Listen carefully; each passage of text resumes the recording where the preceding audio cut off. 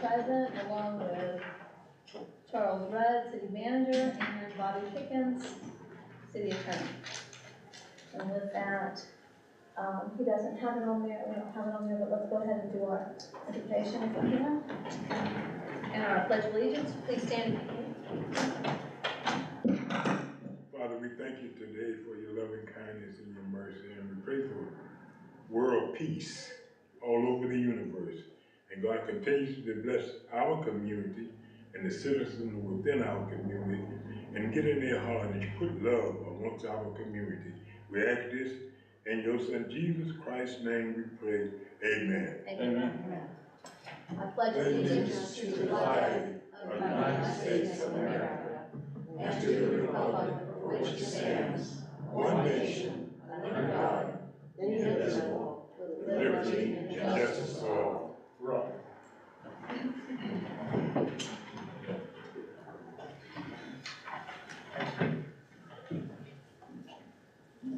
Let me silence my phone here. Thank you everyone for attending this afternoon. This first meeting is going to be on rules and procedures. We have on there public comments, but Commission, maybe we want to go ahead if everyone is in agreement and put the public comment, because the public comment should only pertain to that for which we are discussing today at this workshop. If we want to put that after we've had our discussion. Is everyone okay, good with that? In agreement? Yeah. I'm fine with that. Okay? Yeah, all right. Okay. So I just think that will make it, in fairness to so we can hear from you too after you kind of get an idea of what we're talking about here.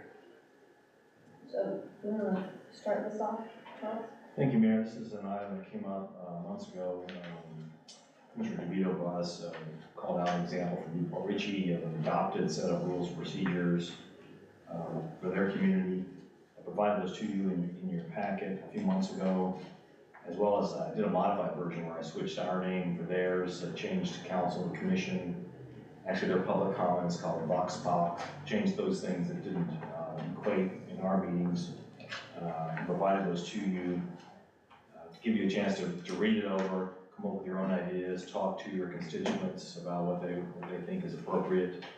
We've had a couple months to do that, so now we're back to kind of hash it out and work out a set of rules that you're comfortable with, or procedures for commission meetings. It can also apply to our boards and commissions and so forth. So that's what today's for. We've got time to work out something.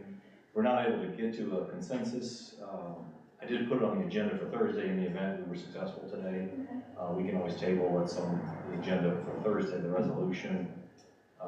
We want to adopt this by resolution, and we can table that and talk about it some more on Thursday and bring it back in February if necessary. Let's open up discussion. Who wants to start off?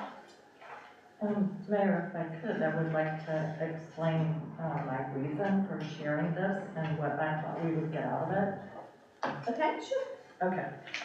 So, the reason I shared originally the Newport Richey resolution on commission rules and procedures was not to adopt them as written, because they have some areas that are different from what we do, and I don't know that they fit, but they address 3 areas of need. Number one, the rules that we have about how long the public can speak didn't seem to me to be actually adopted by the commission. They just were printed in the agenda, and we've had 2 different times that have been printed in the agenda over the past 2 or 3 years. It's gone back and forth, but I don't think the commission ever voted on it. And I think that state law seems to require commissions to, or strongly suggest that commissions should adopt rules as well. Our charter says that we're supposed to adopt the rules as a commission. As well, this document sets out decorum and conduct requirements, spelling out civility for the public and the commission. That seemed like that would be really helpful. It's it just expands and extends the intent of civility laid out in Robert's rules. And then also, it's got a section or a couple sections that makes very clear the responsibilities of members of a collegial body, such as the Crescent City Commission, which Newport Richey is also, and a mayor commissioner. So those were the three highlights that I thought were either needed or would help us. I don't know if Bobby wants to speak to the issue of the state law. But there are some things in here that don't seem to fit our charter or our practices. Okay, do you want to share what you feel does not fit our charter or our practices? Well, you know, when we've had workshops on proposed ordinances, this is a resolution, we've been going through it line by line.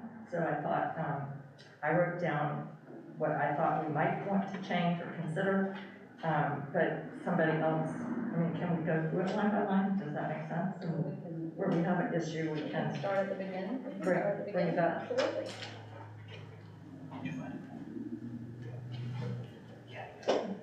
So we want to start at the beginning, where it starts with order of business for public meetings, regular meetings, the agenda.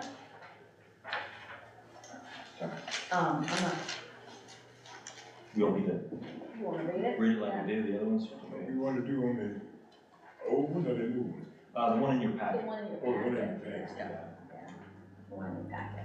The agenda for all regular meetings of the city commission shall be prepared by the city manager. The agenda shall reflect the following order of items unless the city manager elects to make alterations in order to accommodate the needs of the city commission for those persons in attendance at the meeting. Call to order, roll call, moment of silence and or invocation, pledge of allegiance, approval of prior meeting minutes, public comment for items not on the agenda or for items on the consent agenda, public hearings for matters that are not ordinances, public reading of ordinances, business items, CRA meeting, communications, adjournment. Okay. Some communities do have where the city manager and the mayor together put together the agenda. The example you use from, Newport Richey does not, though. Does not.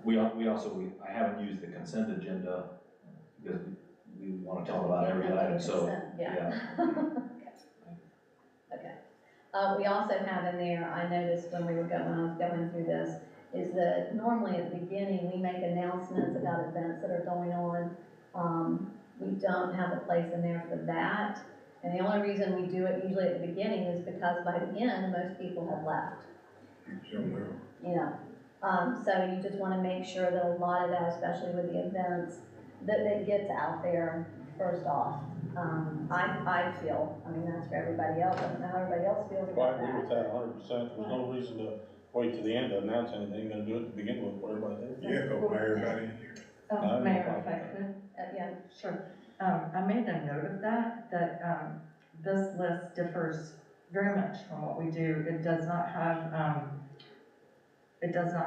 the announcements or anything about proclamations or presentations. it doesn't have a sheriff's report either. Right, well then, going further down, there's no sheriff's report, city manager report, or city attorney report. That's part of communications.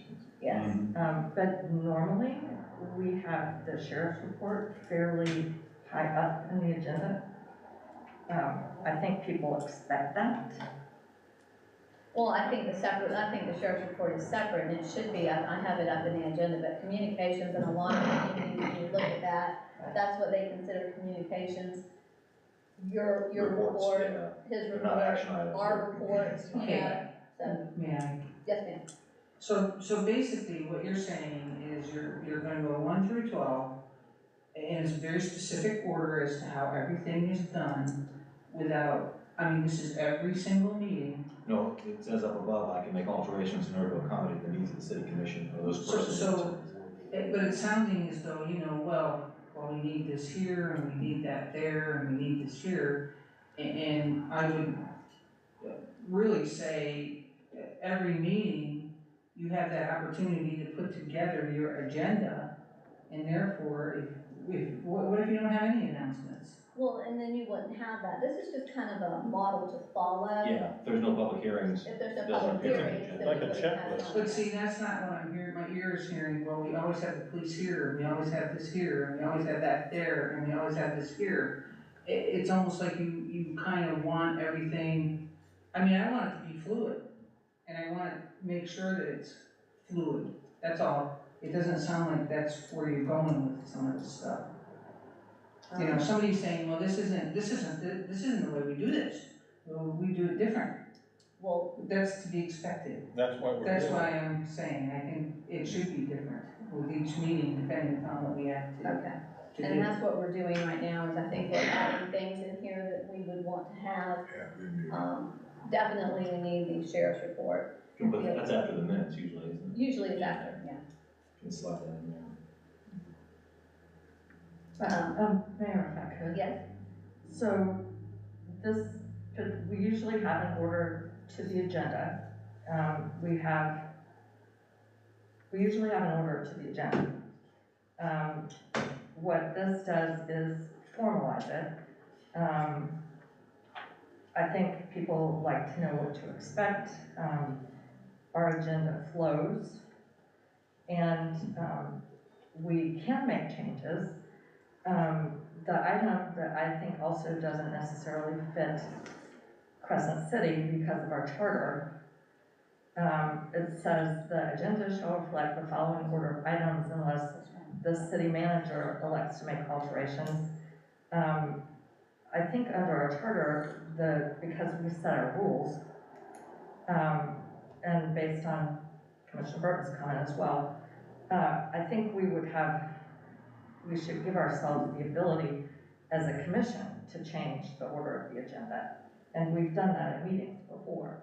So where it says the agenda shall reflect the following order of items unless the city manager or the commission, or if you want to put, or the mayor or commission elects to make alterations. and I think once we get into a meeting, I think this is him setting, I mean, well, let's not make this any more difficult than we have to. Okay, everybody, let me finish. I think what this is him setting the agenda, okay? Once we get in here, there are times when we're gonna have to move things around. And we as a commission have that authority to do that. This is giving him the opportunity to set an agenda. These are really kind of, these are the subjects. Look at it like these are the subjects of what typically come into an agenda. So these are the things that he can pull from in setting his agenda. This is possibly the Generally, order, in this order. the order in which it'll be done. But once we get here, I don't read anything in there, and Bobby, correct us, that would prohibit us from being able to change it once we get here. That's correct. The way I look at it is it's just a template to follow. If you don't have those things, you would just skip past it. Yeah. If you didn't have any announcements, you would skip past that. I think it's just so people, the public normally this is how our agenda is going to flow. Obviously, if you have somebody that came from the state that's from Tallahassee and they need to be moved up to the beginning, I think you would be free to do that. This is just a template to work off of. Okay, very good, thank you. Yeah, thank you. I think so too. Okay, Commissioner Burton, you had something. It was the city manager, it's gonna be paid, done by you, okay? So, I guess, and most generally, you're gonna do it a week in advance, kind of. Publish it. We- Publish. Yeah. A week in advance. And, but anyway, let's move forward. I'm sure as we move along, I'll have a few other things And that's what to say. we've been doing prior to my arrival, was the city manager was putting it together. And I'll- Generally this order. But I find sometimes that we add a lot of things on the end of our meetings, such as, we finally get to the end of our, what I call business items that we need to move through and get our votes and everything, and then we get to this communications thing, and it's like a big bucket of stuff.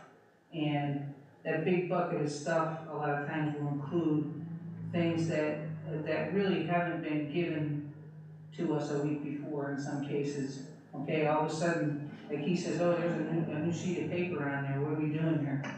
And the next thing you know, we have a meeting that is lasting, I don't know, you know, much longer than it needs to. Let's just put it that way for right now. But anyway, let's move along and keep going. Okay, let's move on to public comment. Is everyone, okay, so I'm gonna end this with agenda. Is everyone good with how we've done this? You would add the announcements, you would add sheriff's report to that? Yes. Is there anything else that Commissioner DeVito? Sure, well, in addition to announcements, we have, if we have them, proclamations and resolutions. Don't they usually come first? Because they're ceremonial and. Yes, so you can do that. A lot of times sometimes, I've seen where some cities do all together. They'll do announcements, proclamations, resolutions, they'll have one line for it. So, yes, you could add that. That makes sense. And also, sometimes we have presentations. Those all on our current practice, those all are front loaded. There's nothing in here though to prevent us from adding a presentation. I still think this is a working template. I'll work it like Yeah. current. Yeah, so if we don't have a presentation, you know, we'll have to work that in. Man, Yes, sir. you know, it's not a meeting that we ever have, but we're gonna stay straight in line with all this in front of us here. That's right. We're gonna deviate sometime because we have to. I know. Well, and I agree with that, and I agree that the manager should be the one, you know, there's gonna be issues where if we had the mayor and commission on there, then who do you go to get everything done at one place? You need to have one guy that everything gets funneled to, and then have a checklist you go down to. If you just have to skip something or have to go through and it's fluid, that's fine, but the way it's written, you doggone sure don't wanna miss something, just because it's not there. Okay. Okay, public comment. The public comment item at regular meetings of the city commission is an opportunity for citizens in the audience to address the city commission on matters that are not specifically listed on the agenda for that meeting, or for items that are listed on the consent agenda. A person who wishes to speak to city commission shall be limited to a maximum of 3 minutes. The mayor shall designate a person to keep a time clock limiting each speaker to 3 minutes. Speakers must identify themselves prior to speaking by stating their name and address for the record. Speakers are permitted to read prepared statements if they wish. Speakers are not permitted to read letters from other persons during public comment. Prepared letters should be presented to the city clerk. Multiple copies should be provided for distribution to the commission members. Speakers shall address the city commission as a whole and refrain from addressing individual members of the city commission, city staff, consultants, or other speakers. Speakers shall afford the utmost courtesy to the city commission, city employees, consultants, and to the public, and shall refrain at all times from rude and derogatory remarks, reflections as to integrity, abusive comments, and statements as to motives and personalities. Okay. Any comments on this? That's pretty much what we have, but it really sets out that Sets it out. someone comes to the podium and to talk to you rather than a previous speaker, or turn around and talk to the audience and so forth and have their own meeting. So prior, used to have 2 minutes. They used to have 2 minutes for the speakers, and then we upped that to So 3 minutes. And across the board, when I looked at cities, for the most part, that was pretty much the norm. Some of them had it that if there were more than 10 speakers that wanted to speak, the city commission or the mayor even could limit their time frame, just as, for an essence of, saving time. But for the most part, 3 minutes was, 3 minutes is what the majority of them used. So do we have any comments? I have a question. Okay. I noticed it says in here, and we usually try to require this, that speakers must identify themselves prior to speaking by saying their name and address. My question for Bobby is that still legal? I thought I read something either in the Sunshine Law Manual or in the materials in the latest ethics update that we're required to take, that we can't actually make people do that. It was on the ethics commission thing online that I took as well, Yeah, you can't make them state their address. or their name. I didn't hear that. I heard address. Yeah, they don't have to give their name if they don't want to. Bobby, maybe if you'll check on that for us. Yeah. That, they don't have to actually give us, there were some of them I read, one of them even they had to state whether or not they live within the city limits. In one community that I read, they were very, very strict on that. But, Yeah, I do recall that they don't have to necessarily give their address, we can ask for it though, I don't see a reason why we can't ask for it, they can just, if they don't wanna give it. Well, I think anybody that wants any credibility, what they have to say, won't have any problem giving their name and address. So, but Bobby, if you'll check on that, just to make sure that whatever we put in here is, that we, I think if we ask them and they refuse, then carry on. Commissioner DeVito. Sure, thank you. Yeah, I just want to make sure that we don't have anything in here that's outdated, that could get us in trouble. If we're not allowed to, we could say speakers are requested, or whatever Bobby suggests would be appropriate. And as well, just want to make sure 3 minutes is the right time. I had a member of the public ask me, could we make it 4? And also, you mentioned the aggregation of time. You know, if there's a lot of people to speak on an issue, or there's a complicated issue, many cities allow people to designate their time, give it to another person. The person who's speaking gets their own 3 minutes or whatever each one gets, and then you add either 1 or 2 minutes for the other speakers who are delegating their time, and it both can save time when there are a lot of speakers and there's a particular issue, and it can allow people who have a particular point they want to get across to make a more coherent presentation. And when they do that though, it would require that nobody else on that matter that they're representing would be able to speak. It's very specific to that in one instance.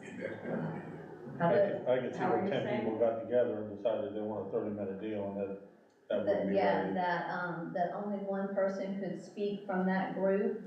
I did read that, I don't know if it was Margo or one of the communities, and that you could add 1 minute per person in that group, but that nobody else in that group could speak.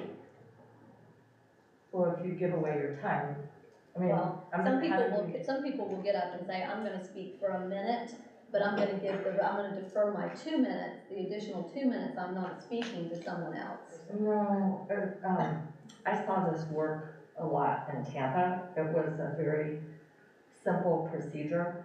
If you were going to give your time to somebody else, and I remember this was about, the one I remember particularly, they couldn't even fit everyone in the room. It was about giving parkland to build a parking garage for the hospital or whatever.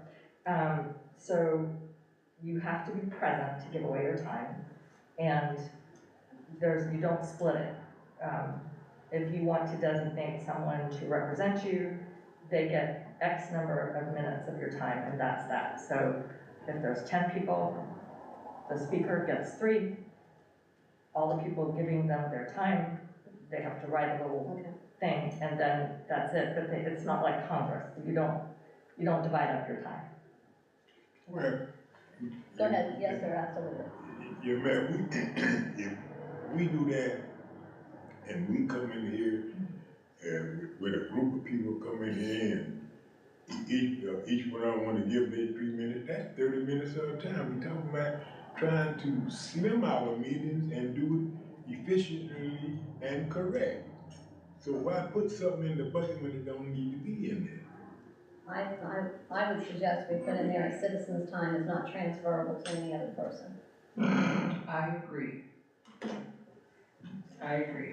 No, it's actually suggested in the state law, and just to clarify, each person who defers their time does not defer the whole 3 minutes. It's supposed to slim things down because the person who gives away their time either gets only 1 or 2. They don't get the whole 3 minutes. And it's considered useful.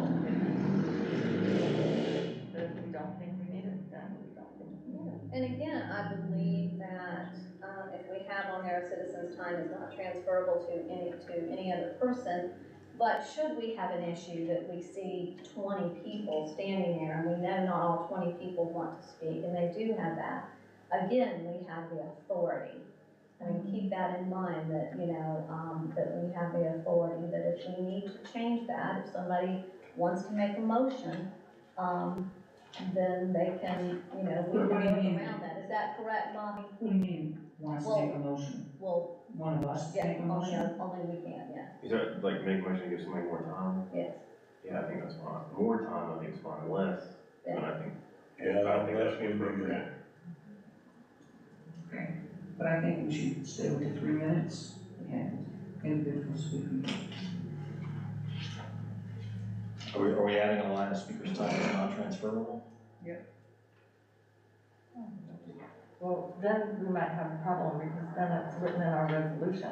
If we leave that out, You maybe could we add on have there. more flexibility. Unless otherwise determined through a motion by a commission. Member, by the commission.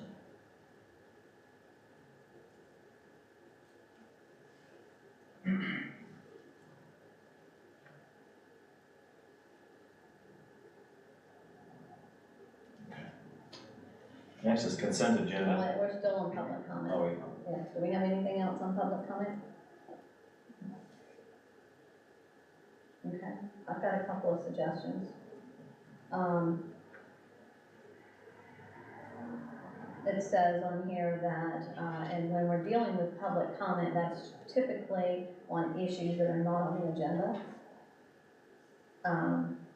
And while we have, it speaks to that a little bit, I think that we should have something in there that says citizen comments may be made on items not on the agenda only during the time designated by the city commission for public comment.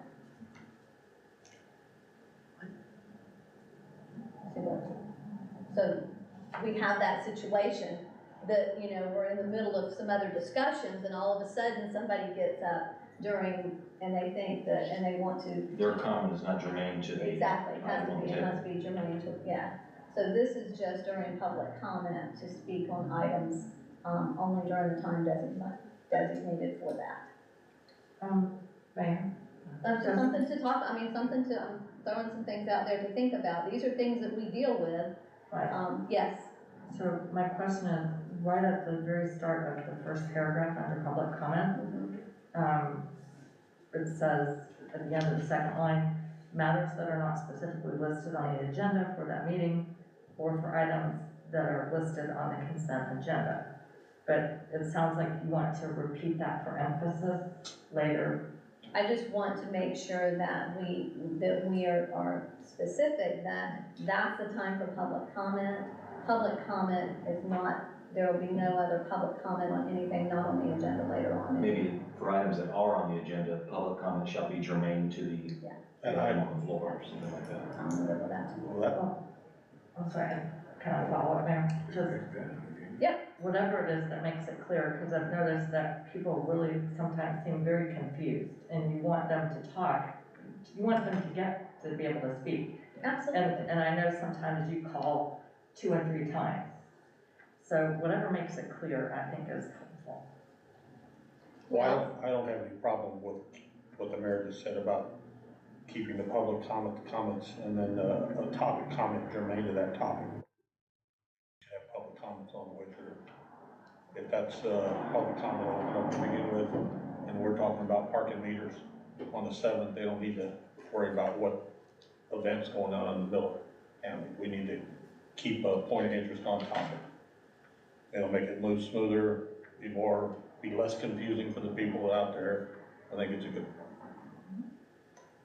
And I think a lot of this too is, in keeping order, and this is, we're not thinking about just us, we're thinking about the future too, for those people that will be sitting here when we're no longer sitting here. And what we've experienced and I know what I've experienced as the mayor, you get one person, they stand up in public comment, you come over here and you come over here and somebody else gets up and speak, and then that person wants to get up and they want to speak again. So we're gonna have to kind of limit that a little bit, because that makes it difficult, because we want to give everybody an opportunity to speak, but we should maybe put something on there that, you have 3 minutes and that's it. That's it. Yeah.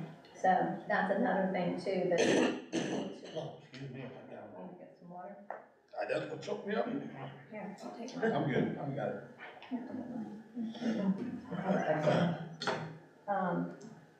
and so I'm thinking about this as somebody who has to try to keep order, okay? Which sometimes is not that easy. Well, there's been times when we're on one subject and somebody will get up and just nail us on something else, and we're not even prepared to deal with it. But anyway. So I went through multiple communities and trying to see, how they dealt with public comment. And some of what, one of them I said is, and I thought this was, no person other than a member of the city commission and the person having the floor shall be permitted to enter into any discussion either directly or through a member of the city commission without the permission of the mayor. So say Chris is up here speaking and he's speaking to us, and then all of a sudden Diane jumps up and she's like, wait a second, and so she enters into it. And so at that point, there has to be that decorum that no, that's not acceptable behavior. For me, as the mayor, to say, you can't do that, you need to sit down, I don't have anything to back me up. So the mayor, whoever's sitting here chairing it, me, the Commissioner Banks, you don't have anything there to back you up when you have to call order, basically. That was there. There was another one that says if an individual is declared out of order, he or she will be requested to leave the podium and will be subject to physical removal from the commission chambers. I think that's a little strong. I think they meant physical, that you leave. No signs, placards, or banners will be allowed in the commission chamber. Clapping, heckling, and verbal outbursts in support of or in opposition to a speaker's comments are discouraged. We're not telling them they can't, but we're asking them not to be respectful.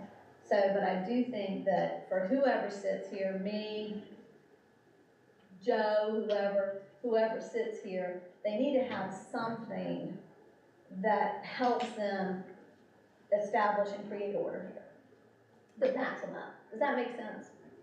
Yeah. Makes total sense. Because let me tell you, this job's a lot harder than y'all sit.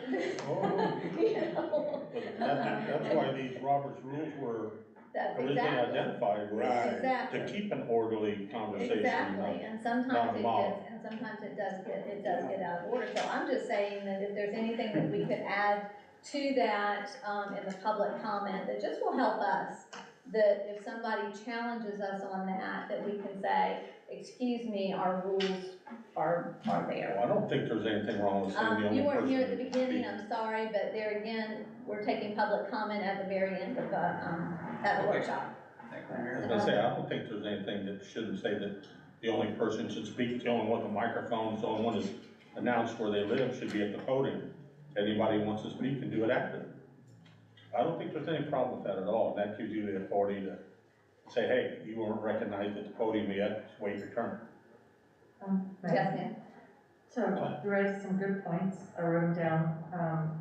There's a number of different sections in here that talk about public comment, and strangely, the one at the very first, doesn't have, I think, a couple of items It doesn't. about that some of the later ones have.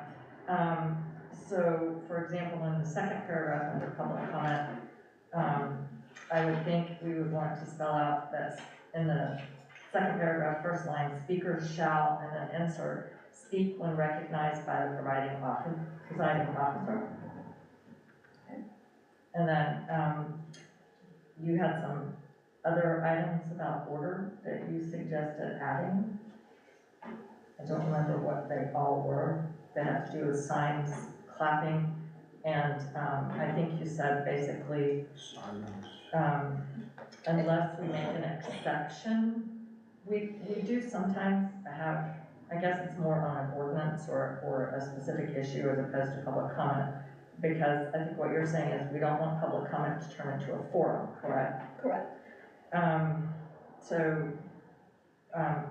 I think you had, during public comment, you get one turn. I'm not exactly sure how to say Yes. that, but was that an item that you had? You get one opportunity to speak. Right, so maybe there's a way to put that in this paragraph, but I don't know what everybody else thinks.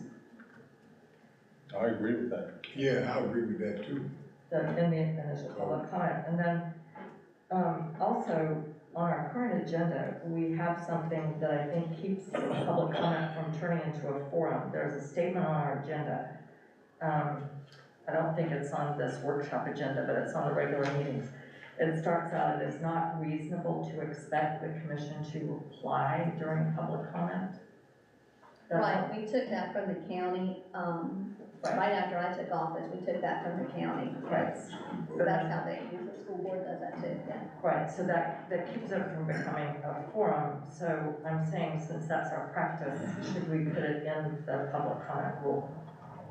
Whatever it is that we say. We could put that in there. I don't think that should be a practice. If someone comes up, they would expect a reply. I don't think it's absolutely guaranteed that they would get one, but I don't think it should be standard practice. Sit up here like a bump on a log and somebody says, "Hey, what do you think about putting, parking meters out here?" and we don't say anything. I don't think that's appropriate response. Well, what communication. happens with that and why they have that is because, and some of the communities I looked at, they will not, the commission cannot respond to public comment whatsoever except for clarification purposes. Because what can happen is all of a sudden somebody gets up there and they're talking during public comment, we ensue in conversation and debate about it, and we're 30 minutes down the road on a public comment. So. Also non-advertised debate. Yeah. People say, "I had no idea you were Non-advertised talking debate about that parking we bumpers." can't take action on, anyway, we can say to them, we'll put that on the agenda, thank you for bringing it to our attention, we will put that on the agenda, or we'll look at putting that on the agenda. You see what I'm saying? It can. Yeah, but I also think there could be something just the opposite, so simple as, "What do you think about this?" and it'd be done. I don't think Well, it we're should not be stopping standard you. protocol that we don't respond to them. I think it's an option would be all right, Okay, but I don't think it should be standard. that statement doesn't prohibit, it just said they should not expect, Yeah. Point But taken, yeah. that's correct, point taken. okay? Because, Mayor, if I could, the problem becomes, if someone really wants a discussion, then they should send a letter to the commission and they can ask for it to be on the agenda. And for all the reasons you said, I think the language we have is very good. Because you don't want public comment to turn, as you said, into the 30-minute forum. And then you don't get to your other items on And then the we don't published get to agenda. or we do get to them, and then it's midnight. Right. And we actually are very, lax in our public comment forum compared to a lot of the other communities that I read. Some of them are very, very strict. Yeah, Greenfield's playing. They're very strict about it, Yeah. but, it's a small community and we wanna make sure that the public is heard. And they have, and they've taken the time to come here and that's what we want them to do. I agree with that. They So- come here, they should be heard. Okay, so are we good on public comment? Everybody good on public comment? So I added, working, speakers shall only speak when recognized by the chair, only speakers recognized by the chair may speak. Speakers shall have one opportunity to speak and shall not be entitled to a second opportunity to speak nor rebuttal. I like that, good job. Okay, we're on consent. Now, we did add in there about if they're out of order. We didn't put anything in there about if they were, if an individual is declared out of order, he or she shall be requested to leave the podium. Oh, this is for the speaker being out of order? And when they would get out of order is when Public they, speaker? it's when they would engage in loud and disruptive speech, profanity, obscenities, Okay. personal attacks. I agree with that, that should be in there. Someone's unruly or disrespectful, it'd be nice to ask them to leave once. If they don't want to be, then get to the door. Clapping, heckling, and verbal outbursts in support or in opposition of comments are discouraged. The speaker's comments are discouraged. We're not restricting them, but we're asking them to please be respectful. Now, I had in there no signs, placards, or banners will be allowed in the commission chamber. That doesn't, if they want to have a sign, I don't know that we want to, how do y'all feel that we want to get that strict about I it? think your first comment was just fine. Okay. I think the first part was fine. I don't think you restrict them, but I don't think we should be able to restrict them, but I don't think it's Okay. something we should, Mayor? Yes. What about the part that we have now in the printed agenda, it is not reasonable to expect a reply? And add that into it, you can. We talked about that. I didn't hear Charles, Yeah, I'll put that in there. I still think though that needs to be stated on the agenda as it's currently stated, just so that it's it's there, it's I'll evident. put it in there as well. Okay, and we'll just add it in. Yes, sir. Mayor, let's back up to signs. I heard somebody mention about signs. I don't think signs should be in the commission chamber. Okay, I have it right there. No signs, placards, or banners will be allowed in the commission chamber. Right. Yeah, I you're would. concerned about freedom of speech? Yeah, first. No, I would. I mean, I think we can put a reasonable time, place, and manner restriction on it, where you can't bring like a 40-foot sign here, but if somebody's gonna bring a sign holding up, I don't think we should. Is that also for political What do you mean by that? Would- Campaign sign? campaign signs? You know, this is a hall in here, and this is, I mean, I think we have a tendency to forget that we come here to do business. Now, I don't think anybody, I think everybody respects the idea that we have freedom of speech. But we're in here to just do business, and when you start bringing signs and you start bringing, I mean, that all belongs kind of outside, belongs on the sidewalk. I mean, you can do whatever you want out there, but in here, this is kind of a place of business. I mean, would you want somebody to come to your place of business and carry on in your office of business with signs and craziness? No, I wouldn't, but that's a totally different. Yeah. I would say no, but. So here's my thing, I think as long as it's not affecting the operation of the meeting, if it's something that's distracting or people are talking about it, then I think you're running into a different problem, but I don't think like a blanket ban on somebody bringing a sign in here, I wouldn't recommend. What about, can you look into if we were to do that, no campaign signs? Is that something that, I think you're opening up a can of worms there, but hey, Usually a sign. they can bring signs. then we'll Yeah, have Well, signs. I don't think you can say you can't bring a sign, just like you said, First Amendment. First Amendment is here, there, outside your house, doesn't make any difference. First Amendment's First Amendment. We can do like we said, we discourage them to do it. If they absolutely wanna bring it in here, there's really no way we can say, hey, I'm taking away your First Amendment right, get out of City Hall. That ain't happening. This is America. Let's be real. So bottom line is, you can say what you want and discourage them from doing it, but I think he's right. You say you can't bring a sign in here, somebody will be out here with a lawyer in an hour. We could add that it could be discouraged, Bobby, and how's that? No signs, placards, or banners, clapping, heckling, and verbal outbursts are discouraged. Well, you, Yes, sir. even around there where you vote at, you can't be with so many feet, That's right, with Yeah. signs. with signs. Campaign signs, Yeah, that's, campaign that's signs. why I'm asking about campaign You can't signs. be with so many feet. That fellow was sitting over there, I don't know whether he saw you now or who it is, but he'll come out there and tell you in a nice way. Yeah. You're a little too close. Mayor. Yes, sir. So I think what Commissioner Banks is talking about is the reasonable time, place, and manner restriction. I can understand this discouraging clapping and heckling.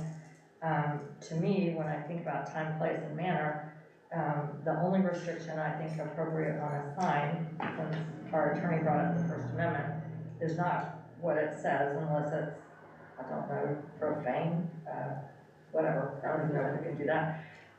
But it shouldn't physically disrupt the meeting or disturb the ability of people to be seated. You know, maybe no sticks, nothing that drapes across the chairs and keeps people from sitting down. But if Bobby thinks First Amendment is an issue, then maybe we should stay away from that. I think you have to be looking at that a little bit, Bobby, before you just say a blanket, they can just come in and. No, I'm pretty sure that we're not gonna be able to stop somebody from bringing a sign in here. But here's the thing.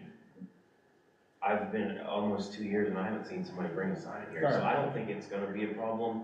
I think it can be discouraged, and if we have somebody bring it, we can deal with it on a case-by-case basis, but I don't think a blanket ban, if you can't bring a sign. I don't wanna put anything in here that somebody's gonna be able to thumb their nose at us and tell us, well, Hey, here's the thing though, down here you say, okay, speakers shall afford the utmost courtesy to the city commission.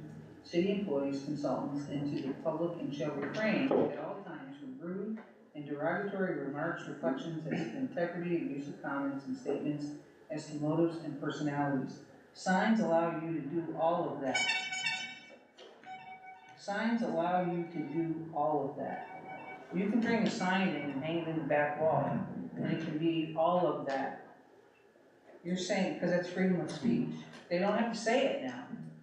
They can just hang a sign up and it says it all. Do you get what I'm trying to say here? Bobby, will you just look into that for us, what we can and cannot? I mean, I understand freedom of speech, but, you know, somewhere, it just seems like just for, professionalism, you don't need, I mean, you've been on the road, you've seen some of the rudeness of signs today. They can be extremely rude. If they don't have to say anything, they can bring them in, I guess, and hang them up. And, I'm gonna say this, then y'all can move on. Yeah, thank you. See, the strange things is happening in Crescent City. I'm gonna leave it right there. Then now, y'all can do what you want to do, you can move on, but strange things is happening. Yes. I'm telling you. Things that we wouldn't think would happen is happening there in Crescent City. Yes. I'm through. Okay, thank you. Consent agenda? Okay, yes. Next, I noticed it is a little shy of 10 minutes before our stopping time for the next I whatever. don't believe we have a stopping time, it says. I just put a time on it just because it was just so that people would know. Okay, because I had it that it was supposed to go until the next one would Immediately following. immediately following. Okay, so I just bring that up because the agenda actually says 6 p.m. for the next one, and I see people coming in who look like they're here for the next one. And my only question is, should we let people speak on what we've discussed so far? Or, I don't know, what are we gonna do with this? Let's go Are we through, done let's get with through this? this. No, we're not. We're not done yet. We're not done yet, and I think if we agree, I think what we can do if we need to, if we get everybody that, you know, that wants to speak, if we get the people that are here for the next one, then what we can do is we can, Table. No, let's just get done. no, we can, I'm sorry, I'm lost for words right now. We can, recess this to bring it back after the other workshop. Can we do that, Bobby? I won't be here, but yes. That's, okay, I have to go to. that's right, but Bobby yeah. has to go to Pomona. Yeah, no, I think it's fine. Okay. Or I guess I might be back here if it's. You're good. Okay, Next stop. Consent agenda. Items on the consent agenda are those which do not require discussion by the commission members or by citizens. If a commission member wishes an item listed on the consent agenda to be discussed, then that member should request the item be removed from the consent agenda. Self-explanatory. That was pretty straightforward. okay. Any comments on that? Public hearings. For matters scheduled on the agenda for a public hearing, speakers should address the commission from the podium. All speakers must identify themselves prior to speaking by stating their name and address for the record. Members of the audience will be permitted to speak to the city commission on public hearing items prior to action on items by the city commission. Once the public hearing is closed and the matter is discussed by the city commission, then no person will be permitted to address the city commission on the matter. I don't have any problem with that either. I think that's our current, move operating.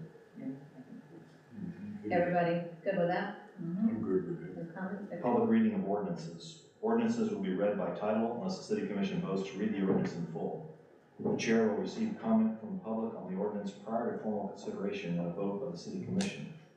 Persons wishing to address the city commission shall do so from the podium. All speakers must identify themselves prior to speaking by stating their name and address for the record. Mayor, I would just say for the public hearings paragraph and then the public reading of ordinance paragraph, that our prior comments about whether or not we can require them to identify themselves, and also where it says from the podium and when recognized by the presiding officer, just to put in the items that we had Okay. on the previous page. Everybody okay with that? I think we should ask them to do it. If they refuse, that's a different story. We asked them on this thing that they put their name and record, they deny it, that's We changed something it to different. request, I think we changed that to request. So the city itself can't have something in there that says that you have to say your name and address, because Florida says, Exactly. okay. Well, actually, So now code enforcement, now, you know, for code enforcement, we have to put down anybody that brings a problem, a complaint, you have to put your name and your address down. But for somebody who's talking in a city, it's not, they don't care who comes in. Well, Code enforcement may be wrong as well. Oh, no, I'm just saying, code it just enforcement, seems. actually, they just changed that you cannot anonymously, that was just recently changed. But in here, you can be anonymous and come on in and say anything you want, basically, right? Is that what I'm hearing? That's basically, when I went through ethics, it said you do not have to, I don't remember it saying not your name, I remember it saying that you can't demand their address. But Bobby's gonna check on that for us to make sure. Okay, and then the other thing on this public reading of ordinance is, it says all speakers must identify themselves prior to speaking. Okay, I mean, you may as well take that out if that's the case. But it doesn't say how many minutes they can talk. Because if you give That's a somebody, good point, because we're back to the 3 minutes, if you give somebody That's a good point. an inch, they'll take a mile. So we need to put in there how long they can talk. I don't think we ought to indoctrinate 3 minutes for anybody that wants to speak. Yes. There for all the Yeah. purposes. That'll cover it all. That way there's no confusion. Oh, you said 2, you said 3, here, 3 minutes for everything across the board, won't be any problem. well, do we just want to say that put in all of these, paragraphs that deal with public comment, except for maybe work session, that it's 3 minutes? It's 3 minutes. You can say a lot, 3 minutes if you practice. You want to stutter up there and stutter and all around and take all day to say 3 things. Okay, with that, because Bobby's gonna have to leave, this might be a good spot, and we can come back at business items. I'm gonna open it up, if everyone's okay with that, for public comment, for those that want to speak on what we have discussed so far. Is that okay? And I'll be available by email or phone if something were to come up, I can step out. Okay, please state your name and request your address. I would be glad to state my name. Diane Sykes, 304 Chestnut Street. And here, I guess I'm gonna go against what was just stated. Can I ask a question? This is a workshop, right, so I can ask a question? Okay, so, I just wanted to clarify, at a commission meeting, everybody's got 3 minutes, and you cannot delegate your 3 minutes to anybody else. Everybody has 3 minutes, and that's it.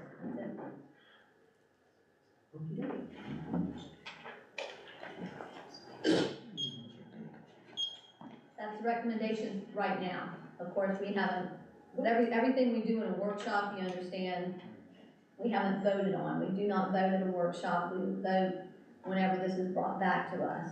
But, but right now, that is the recommendation. Yes, sir. Good evening, Michael Frank, 83 Lakeshore Drive.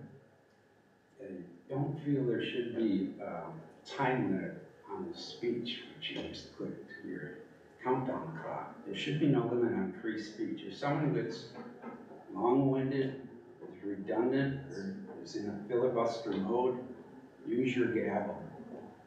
People come here to be heard. Personally, I've been here 8 years. How do we communicate with the commissioners? Short of coming to the commission meeting, and we gotta sum everything up in our mind's eye in 3 minutes, and it's very intimidating to stand up here for most folks to try to convey their train of thought or the item they wanna have discussed. So for example, I had sent an email to every one of you guys right here, not you, on an item, and I heard back nothing. I have not received an email. I heard, the second one I sent, again, I heard nothing back, no response yet. We'll look into it, we'll take care of that violation or your concerns. So short of going directly to wherever you guys live and confronting you, I don't think that's right either. How do we communicate to you guys so you can hear us and understand our concerns? The suggestion I have is perhaps you should hold 2 meetings, one city council meeting where you do all your business, and another one where you have the public come in and you sit and listen to the public. No time restraint. Again, if they're going on and on, use the gavel. We don't need to have a countdown clock for free speech, and that's what it's amounting to. That's all I have to say. Thank you for your comments. Thank you, Michael. Do we have anybody else on, and this is on procedures, that wants to speak to procedures?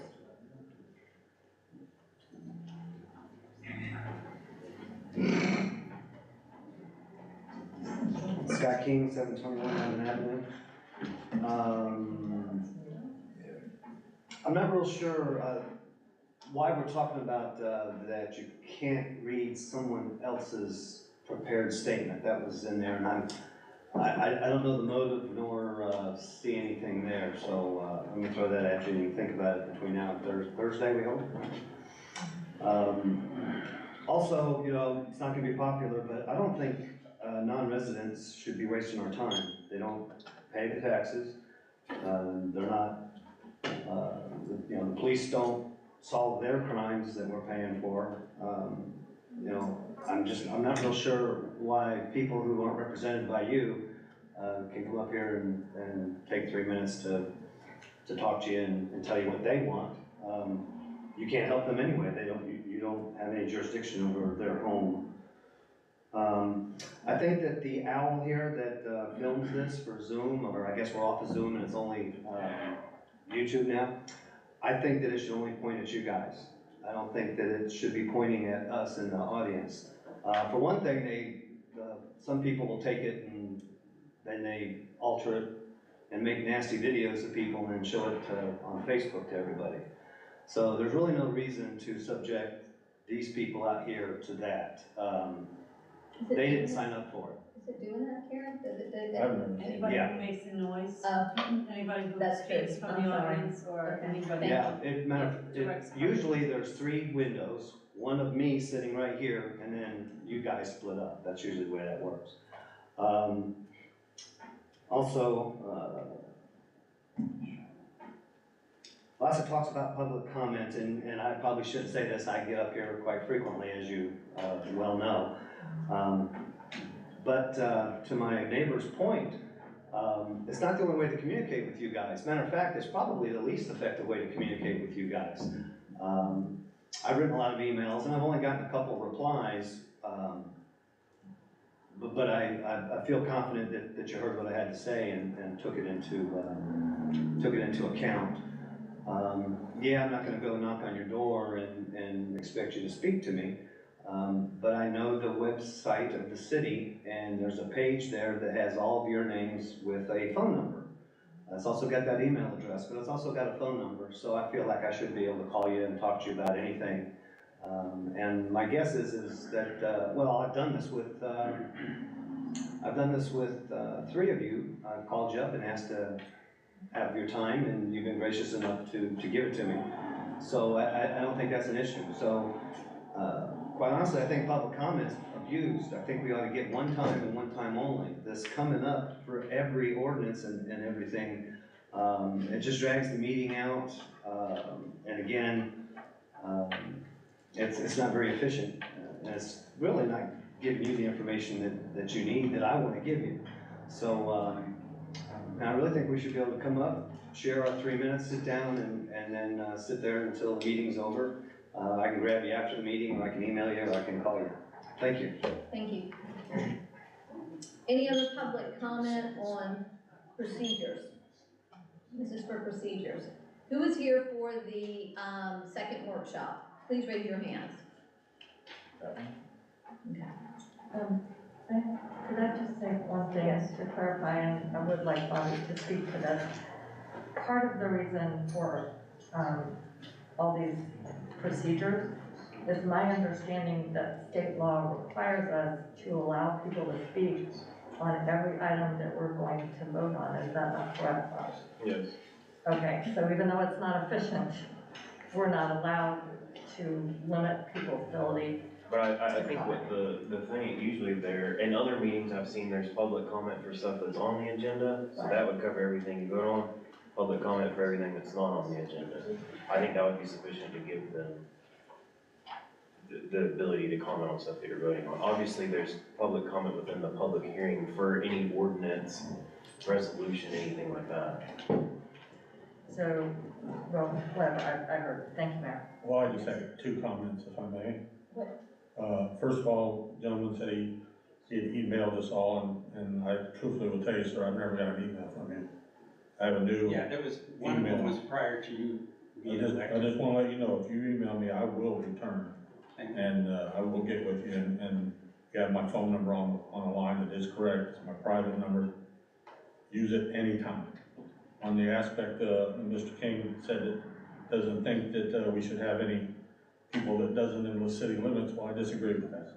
My opinion of disagreeing is, there are people in this community that buy the gas here, their insurance here, their car insurance, their food, that live within a 5-mile radius, that whatever we do directly affects them. In my opinion, anybody that wants to walk up there, I'm gonna listen to. May not be relevant, maybe something if they live in Chicago and they have an opinion, I don't know, maybe they're visiting relatives. But to me, anybody who's doing business in this town ought to have a voice. Thank you, Commissioner Banks. Man, I heard the same thing, and I got attacked in Winn-Dixie about that. It came up during a meeting some other time, and our bishop was told, hey, come here. What you mean I can't talk? I said, well, do you stay in the city limit? He said, yeah, but I buy gas. I'm out here in Winn-Dixie shopping just like you. That's right. Said, my money is help keeping the city in operation. And I couldn't do nothing but be quiet. Cause everything he was saying was effective. In my opinion, I have 3 minutes to listen to somebody who may not live in the city, and it's 3 minutes of my life I won't waste. So they may have something great to say that I want to hear. Okay. Any other discussion? Bobby, are you, we're good with doing this? Recessing this meeting and bringing it to open up for the, I just wanna make sure before you leave. No, I think you should. Okay. Because like Commissioner But- Guido said, it was advertised. But I know, but I can reopen this meeting back up, correct? Yes. So that's my question, can I reopen this meeting back up? Okay, this workshop, okay. At this time, I'm going to recess our workshop on procedures. We're gonna take a 5-minute. Karen needs to go. Karen, don't you need to? Okay.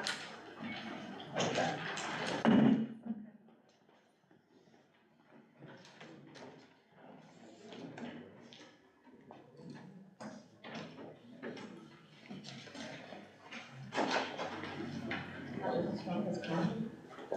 You're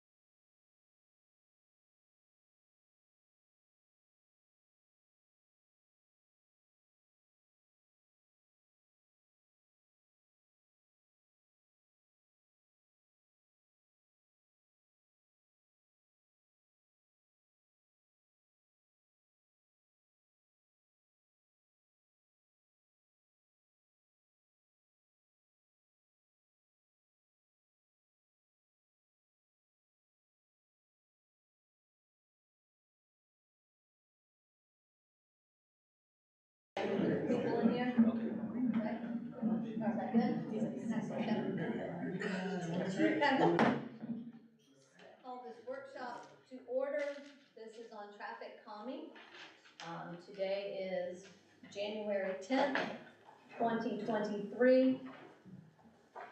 All commissioners are present. Charles Rudd is present, our city manager.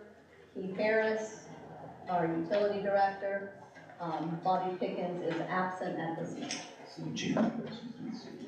Chief Highfill is here. Oh, Chief, I'm sorry.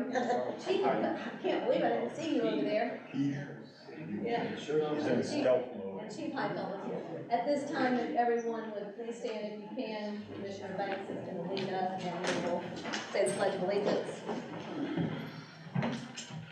You're blessed. You're getting prayed for 2 times tonight. Father, we thank you for your loving kindness and your multitude of mercy. God, we pray that you continuously look on us and keep us and help the commission and our citizens keep the right attitude and bless us to make the right decision. We ask this in your son Jesus' name, amen. Amen. I pledge allegiance to the flag of the United States of America and to the republic for which it stands, one nation, under God, indivisible, with liberty and justice for all.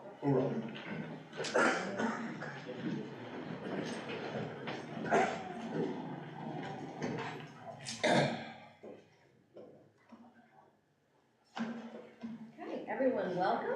For those of you that that were here earlier, thank you for staying. This time, Charles, you want to go ahead and open us up?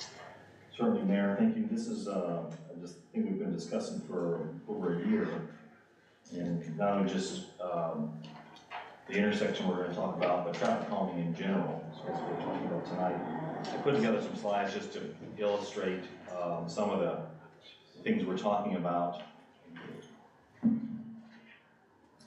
So there are a number of techniques, and also in your packet there's a white paper that was distributed by Commissioner Burton on types of traffic calming ideas that promote safety and are aesthetically pleasing.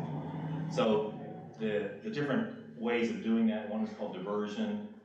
In other words, it causes the driver, it breaks up a straightaway, causes the driver to have to move around an obstacle such as a roundabout or bulb outs, which is where the curb comes out from the sides. Sometimes they use that to make the street kind of a winding street.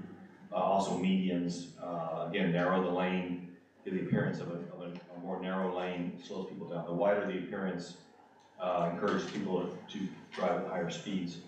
Also speed bumps and speed humps, which I'll show you some examples, and then of course stop signs. So this is the particular intersection we're talking about. Right now there are barricades on this side, and then at the other end of the block. We've talked a little bit about local residents that talk about moving the barricades to this side. Our fire chief is here tonight, there's a report in your packet. He has some concerns, not only for the fire hydrant that's here, but also creating a cul-de-sac and our fire truck being able to get back out, in and out of there. He'll address that later. But these are some ideas of some people may picture a huge roundabout. These are ideas of neighborhood roundabouts. They're very small, but you can see there's no longer a straightaway. The through traffic has to divert around the roundabout.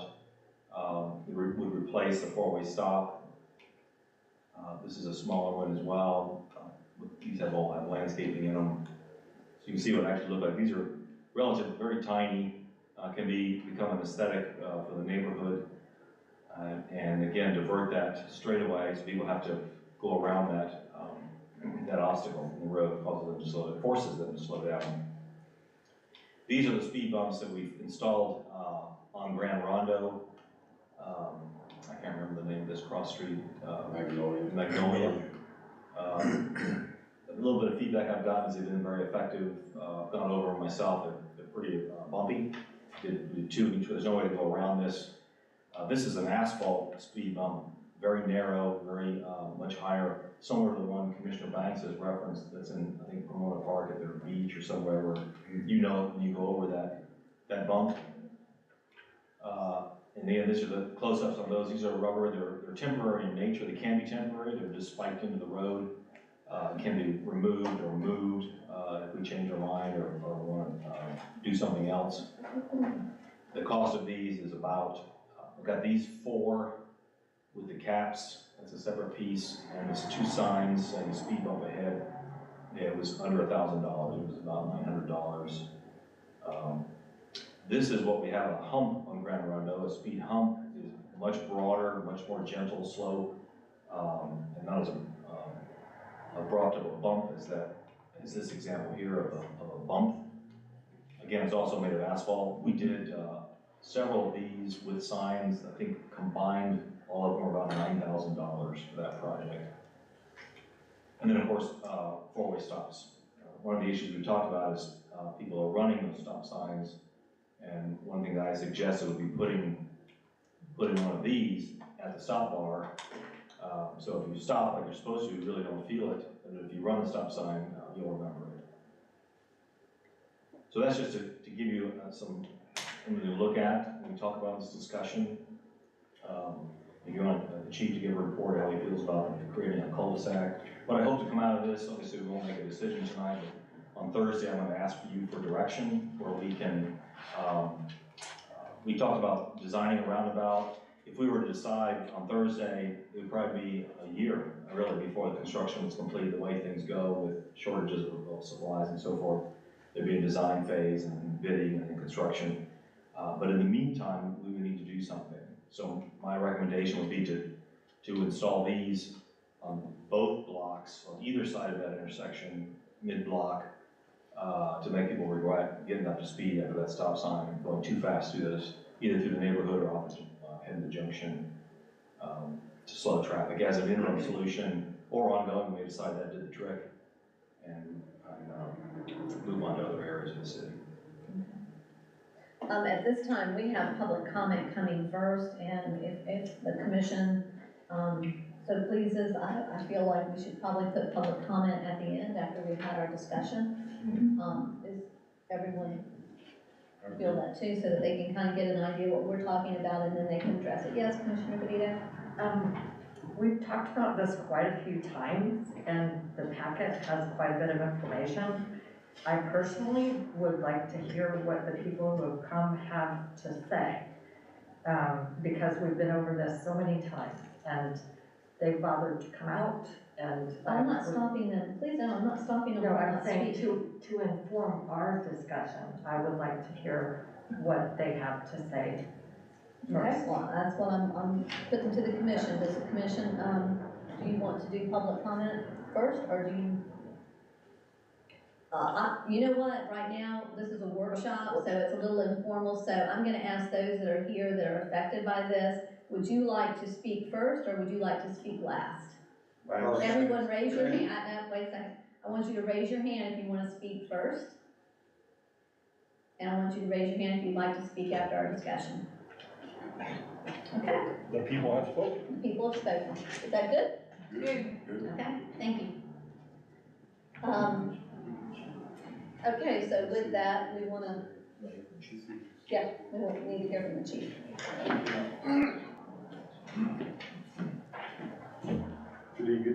Good evening, everyone. Jason Eichel, Fire Chief, for you who don't know me. You guys should have some information from Charles. I presented to him a while back. Wasn't sure I was going to be able to make the meeting or not. I've done some research on this. I've driven it with our apparatus, with our equipment, and some of the times, you know, our trucks are large. The ambulances are a little larger. The smaller SUVs can get in and out, but to shut the road down on that side of Pine could take an additional 45 seconds to a minute and a half just to get around the block. We can't dictate which way that ambulance or fire truck is coming from. They could be coming from another call. The ambulance could be in Georgetown that day. It could be anywhere. So a little bit of a delay if you would shut it down on the fire hydrant side. As you see in that picture there, the fire hydrant is also on that side, and it limits our access and use to utilize that fire hydrant for that block as well. You know, the fire hydrant, between that hydrant and the other hydrant is a little over 400 feet. We'd like to be less than 300 feet on a hydrant, because about every 100 feet takes about 15 seconds to drop a fire hose. Fire doubles in size over 14 to 30 seconds unchecked. So every time we're dropping another 100 feet of hose, that fire is going unchecked. If there's people in there, we're trying to get water in there and access them, that just delays us even further to get water on fire and stop it from growth. We might be able to stop in the incipient stage when it's just still building and growing and save people and property. Whereas if we're dropping extended amounts of hose, or the fire trucks are coming from mutual aid, realize that, oh, we can't get in from this way, we gotta drive around to the other side. Now we've just delayed an extra minute and a half, 2 minutes possibly, if they're not real familiar with our zone as well. You know, our guys know where everything's at, but everybody coming in to help us doesn't always know where the hydrants are at. First and foremost is always, you know, life safety, and then it's property after that. Life safety, I think I've addressed a little bit, with the delay and stuff. If it was your family or somebody over there, I think you would want us there as quick as possible and not have to drive around the block or anything to get to you. Next is property. You know, this was not intended to be a cul-de-sac area. Typically when you have a cul-de-sac, they are pre-made to work with our fire apparatus. They're a size. There's no size here. We would have to pull in and back out. Backing creates a lot of issues with us. I mean, a lot of times if you're on an ambulance or whatever, you don't have anybody else, you have one person driving and one person in the back, maybe one person driving that fire truck, so they're backing by themselves. The chance of them taking out somebody's mailbox, tearing up somebody's yard, damaging a truck, and just the delay to back out to go to the hospital could be anywhere from a minute to 5 minutes, depending on how good the driver is that day. As recommendations go, I've seen the other speed bumps Keith's guys put in on Grand Rondo. Seem to be very efficient. We've been over them in the fire truck as well as personal vehicles. They seem to work well, and if you were asking my recommendation, without doing some type of small roundabout, I would put 2 on either side. I would put 2 on the side of the residence and 2 on the other side, right as you come up to the stop sign. That way it's kind of double hit. If that didn't work sometime in the future, maybe you could put 2 further into the block or something, but less expensive, and that way if you ever repave the road, you can pull them up and put them back down as well. Something to think about for future repaving, but just access for us is key. And then of course damage to equipment. We all know how much equipment and people's mailboxes in their yards, you know, they work hard to keep the property looking nice, and we'd hate to see something damaged, especially at night. The daytime is easier to back up, but you're coming in there at night for a loved one that's having, God forbid, anything go wrong with them. We want to get in and out as quick as possible. So, any questions for me, Commissioner? Any questions from? Yeah. Your equipment has no problem being Wait, low enough. sorry, she raised her hand, she asked to be recognized. Let's go to the procedures again. That's a joke. Okay. Yes, Commissioner. Got you I next. don't have eyes inside my head. Right, so, just 2 questions for you. Yes, ma'am. Just to be clear, you said you've been over the speed humps. My question really are, do the speed humps affect access for your equipment, and how would, you know, a permanent roundabout affect your equipment on those particular side streets? The speed humps would slow our apparatus into the area, but wouldn't prevent us from being there and delay us over a minute. Talking 3 or 4 second delay compared to 45 seconds to a couple minutes. As for the speed humps, roundabout, depending on the size of it, whether our apparatus could negotiate. If it's a large roundabout, you know, in that area, you'd probably have to encroach on some of the property there to make it large enough for fire apparatus to make it around there without curbing it or driving through somebody's yard. So it'd have to be very small if you're going that route. Okay, thank you. Yes, ma'am. That was what I, thank you Anyone very else? much.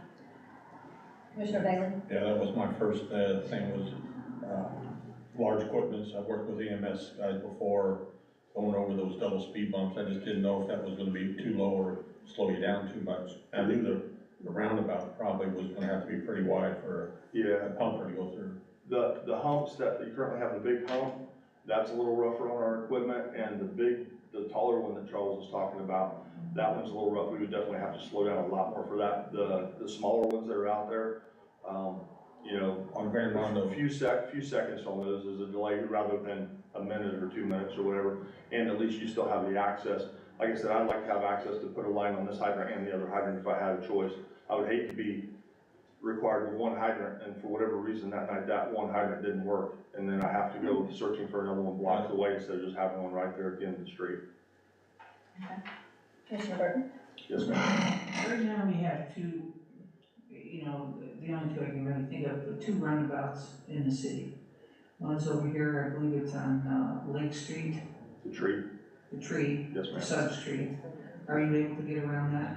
It's a straight roundabout, it's not a curve, and it's very, very tight. They usually hit the curb with that, with the engine. But With the, but you can't get. we can get through there, yes, ma'am. And then the other one is up off of, I wanna say, yeah, All the way down Point, that island is there. there's, I No, wanna say, it's on Lakeview, I think you're talking It's about Lakeview Lakeview and Park. and Lakeview Park. and Park. Okay, thank you.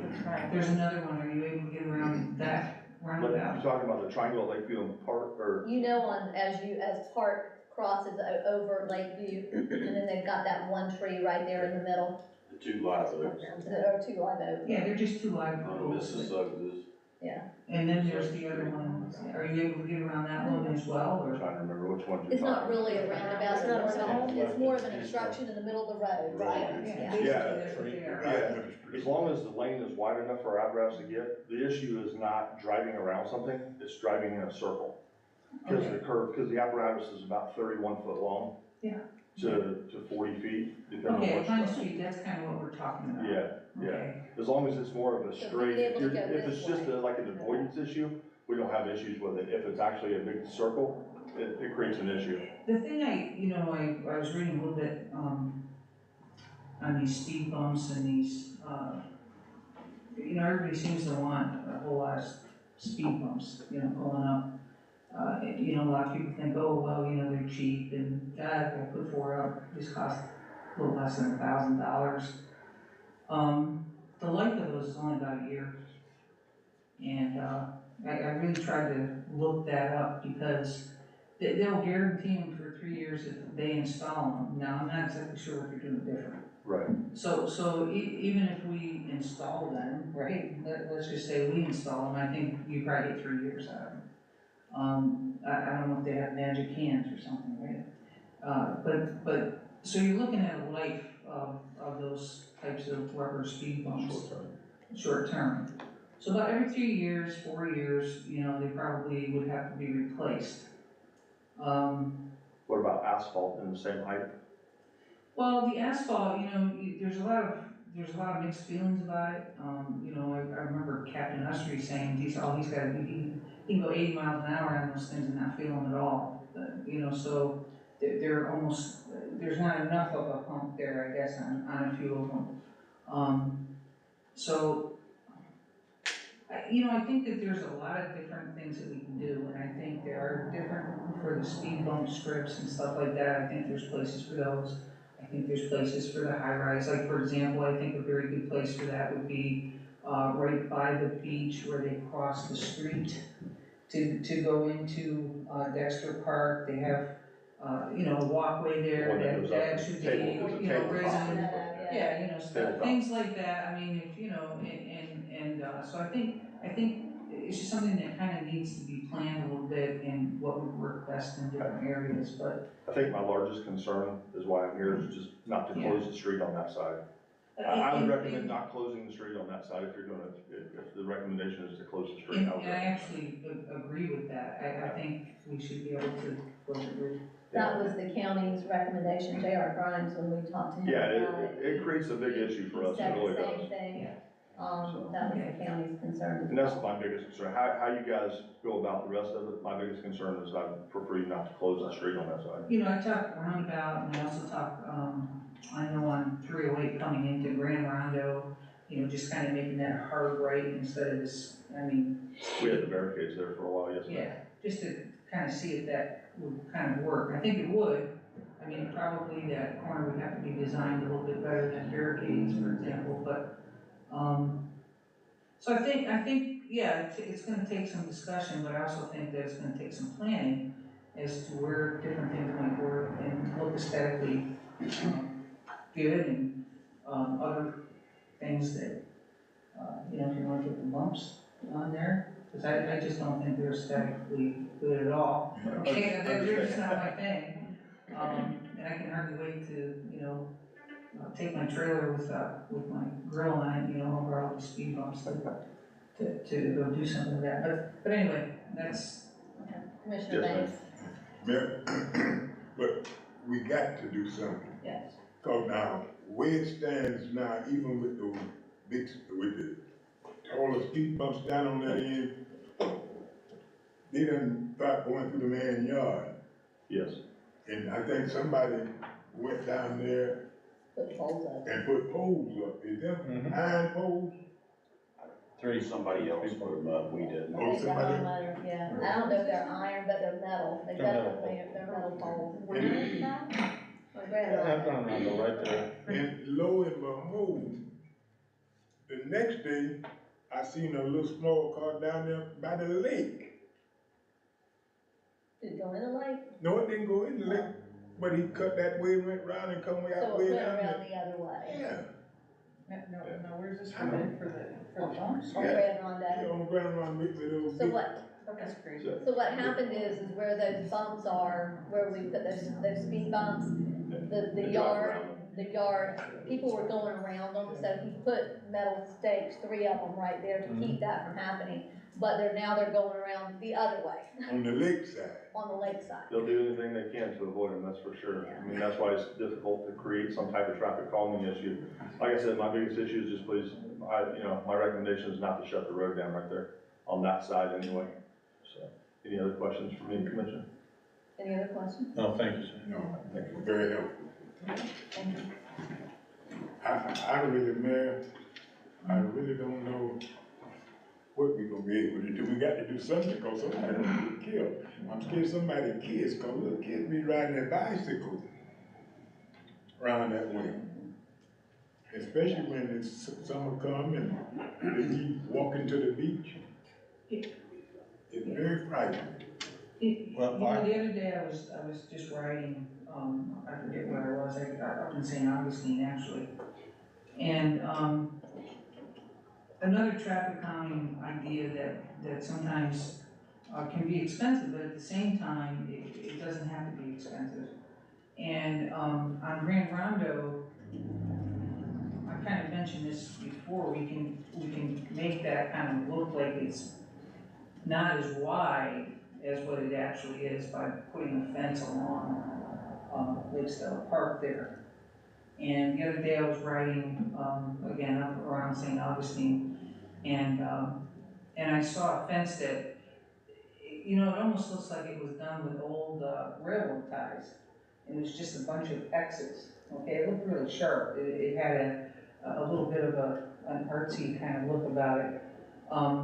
But it was a long road, stretched like Grand Rondo is, where when you put something like that up, as you're driving, it just makes it look more narrow than what it is, and usually people will go slower.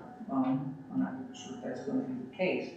But the real case is you just got that big field that everybody seems to, like him, cars down there by the lake. We've got these people, what are they called, with the 4-wheelers, running around and the lawns. I just think we need to plan and look at some other alternatives. A hedge or a tree row. A hedge, a tree row, something that just slows things down around through there. People just use that as a racetrack, they really do.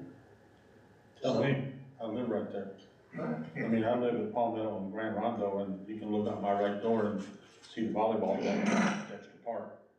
And I did say something to you about this last time, that, that corner that came around had the barricades there, and as they were coming off there, they were gunning it, you could go this way, but more importantly, from the asphalt hump to the stop sign is where they gun it. And we could tell they're doing over in excess 60 miles an hour, some cars. Some of the hot, new Chargers and stuff, especially a slate gray one, it was to the floor until they hit the stop sign. Well, as I told you last time, the 4 speed bumps, whoever said that they don't work is wrong. I have seen a significant amount of less speeding, traffic, myself included. As soon as I get to the stop sign from the corner, I'm putting the brake on the truck till I get to the bumps. They're significant. Nobody having was the saying 2 of them in a that row. those 4 are not. Huh? Nobody really has said those 4 are not significant. Well, Well, you're saying that, somebody's saying that those are significant. Most people say they're pretty significant.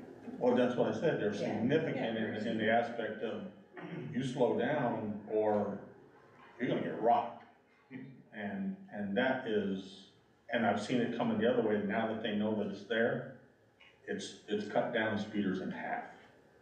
And putting the two sets on each end of that stop sign, as the chief recommended, I believe even if you were to have to replace them every 3 years, it's still gonna be cheaper. It'd take you 20 years to pay for the 15,000 just for the engineering of the roundabouts. You'd pay for that 5 times over.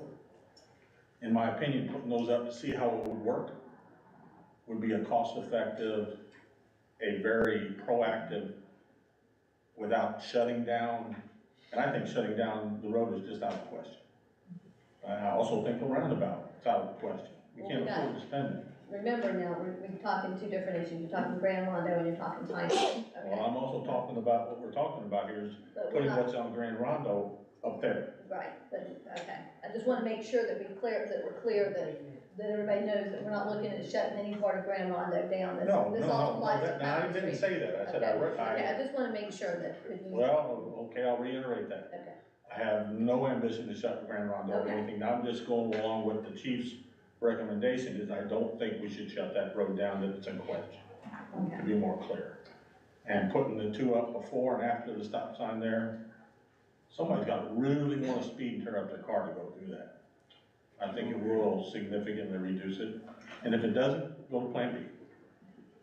Commissioner DeVito? Yes, I was gonna ask that we address, the Pine Street situation first. We kind of addressed both of them, but we started out, so the chief was speaking mainly Pine Street. So if we could address that. I agree with Commissioner Bailey that the speed humps seem like a good option. The city manager recommended them.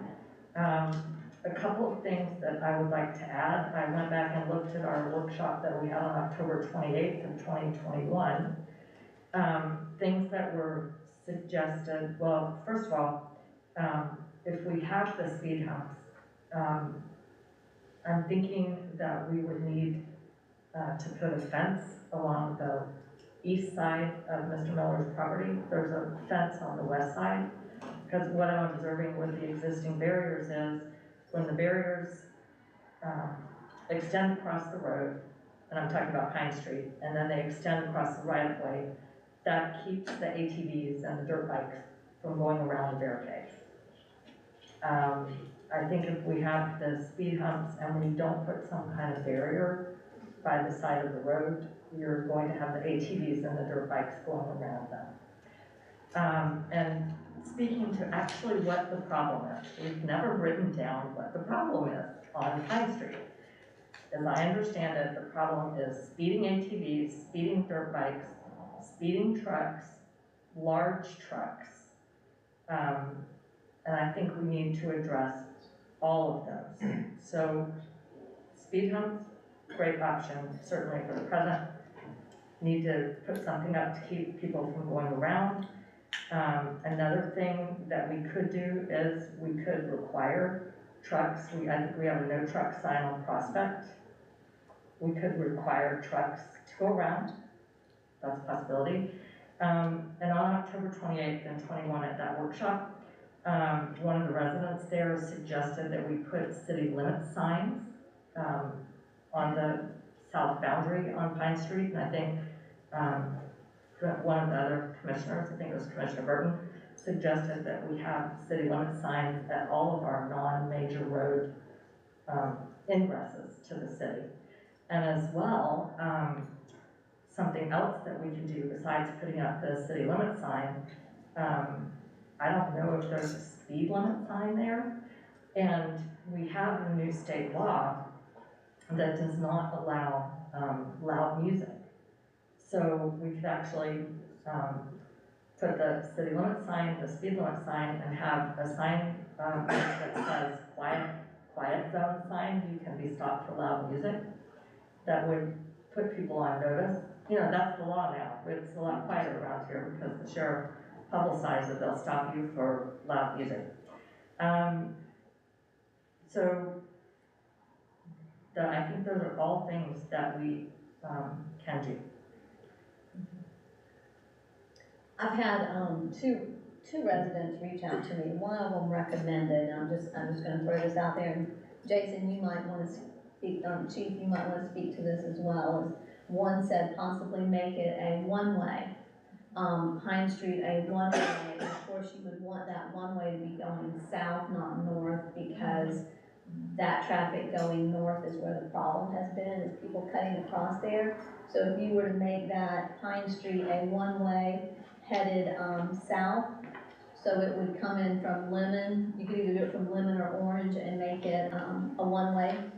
And then once it gets Reed and everything's open, that's something, of course, you've also got to deal with, now you have 2 lanes, you know, that road is large enough for 2 cars, how do we stop that? But I just need to put that out there. I had another resident, she talked to me about doing, there's a European, but it's really more of a bump out, and I think we saw the bump out there, how you can do some bump outs, you can also do some drainage swales there, and so that's something that, you know, with people that really don't want these roundabouts or concerned about roundabouts, they said it's a walkable community, and to keep it, you know, we're trying to beautify the community. So whatever we do with that. So I just want to throw that out there that, you know, making that a one-way, what are your thoughts on Maybe that? one way would be fine as well. In an emergency situation, we can always go against traffic. Yeah, You can go against traffic. absolutely. One way would be fine. Okay. Mayor, could I ask you a Yes. question about that? So what happens to the rest of the street? If it's one way? Well, I know, that's what I'm saying. So either we do something in the, you know, I don't know how we accomplish that. I'm just saying that was a recommendation that we could consider, that if we wanted to consider it, making it a one-way. I wasn't actually done. Could I just say one more thing? Yes, finish. The problem, if you don't have the speed humps and the restrictions on the side, that it's impossible to do anything about the dirt bikes and the ATVs, and they are dangerous. So that's part of the danger thing. Well, we understand, and I, you know, initially when they came to us, it was a concern about the people that were speeding down. My understanding, the people that were speeding from Junction through that, down through Pine, they went straight in, they ran that stop sign. ATVs, that's another issue we've got to, that's not on, yeah, this is, with ATVs and the dirt bikes is a whole nother issue that we've got to deal with. And right there, I mean, if you go over to that property, you can see where a dirt bike could easily get through there regardless, you know, so, you know, we'll have to address that too, but right now I think it's just the speed. Yes. First of all, I really, myself personally, I would wanna see that as a one-way street, but it really would be up to the residents. But the other thing, if it did become a one-way street, there's one thing to do is, you know, a solution that we talked about a couple of times, I've just kind of thrown it out there. We talked to FDOT about doing this on Summit or 17 until the big road comes through. It's called parking. You can actually park on the streets here in Crescent City. There's a lot of people that think you cannot park on the streets here in Crescent City. You can. And so if you were to make this a one-way street, the other side, you can park on the street. You know, which Create on-street parking. On-street parking. The same thing with, you know, I brought it up, we had a meeting with FDOT at one point, you know, to slow, because I think 17, there's a lot of traffic and a lot of speed. To slow the traffic there would be kind of like a DeLand. If you go into DeLand as you're coming down 17, you're on a double lane road. As you kind of come into DeLand, now it goes into a single lane because people are parked on the street to go to the restaurants and the stores and do those kinds of things. At one time, they seemed open to that. I don't know what happened with that, but that's another way of slowing traffic down. And it's something that really should be possibly considered. So. Well, let me ask you all this. Oh, okay. I'm sorry. We come up here with, we got a whole lot of opinions about how to slow it down. I think what we need to do, because we definitely need to do something, we need to brainstorm and come up with some doable situations that is not gonna be too expensive. And there is some doable situation out there. And I think, Commissioner West, she recommended that we do those, the double bumps or several bumps, because anytime you come, especially when you're coming up to a stop sign and you have to go boom, boom, boom, boom, boom, boom, you usually are gonna stop. You know, it's kind of a warning that you're gonna stop. And so she recommended that. We are finding that obviously that's working. It's working on Grand Rondo, much better than that on Grand Rondo. So that is something that we need to take into I agree with that. consideration. So at least that could be a possible fix for right now, and if we find that it's not a fix, then we, can figure, we can, in the meantime, you know, because we're gonna have different situations all over town. There's gonna be a different situation, and Pine Street, unfortunately, because of that four-way, you know, four-ways do work when they're supposed to. I believe a four-way needs to be put here at Central and Main Street. Definitely, we need you know, we need a four-way there. You know, and so that would work. But for right now, I think with this Pine Street, we're gonna have to, that might be the solution for right now. So with that, if everybody is, with this workshop, I think we have, we could start hearing from the public. We've kicked this horse. We've kicked it a lot. Yeah. And we've got options. I mean, there's options, so. But it was productive, I think it was But with productive. that, I'm gonna go ahead, and this time I'm gonna open it up to public comment. Please come forward, state your name, state your address. And, you have 3 minutes. Chris Coleman, 407 South Main Street. This is my 4th time addressing the commission. And just to remind everybody, I think out of everybody in this, I don't know anybody in this city who was struck by a speeder over on South Main Street. Struck, and now I'm told by the state's attorney that the person they can't prosecute because they can't technically prove that he was driving the vehicle. So that's a double kick in the face. I've come here to the commission and asked for a speed bump and right here on South Main Street to no avail. Everybody's getting speed bumps, or people are getting, or if they're getting them, I'm not sure how they're getting them or what's going on. The double speed bumps, which he has over at Doc's house, I think is an outstanding idea. They're cheap, they work, and like I told people in the last several times I came to you guys, if you don't like the speed bumps, don't come down South Main Street. You don't have to come down there. If you don't like them, don't come down there. So, now on South Main Street, what happened, now they're driving through those fields, driving straight through them. I'm sitting there walking and I'm standing there and this guy comes just driving right on through like there's nothing.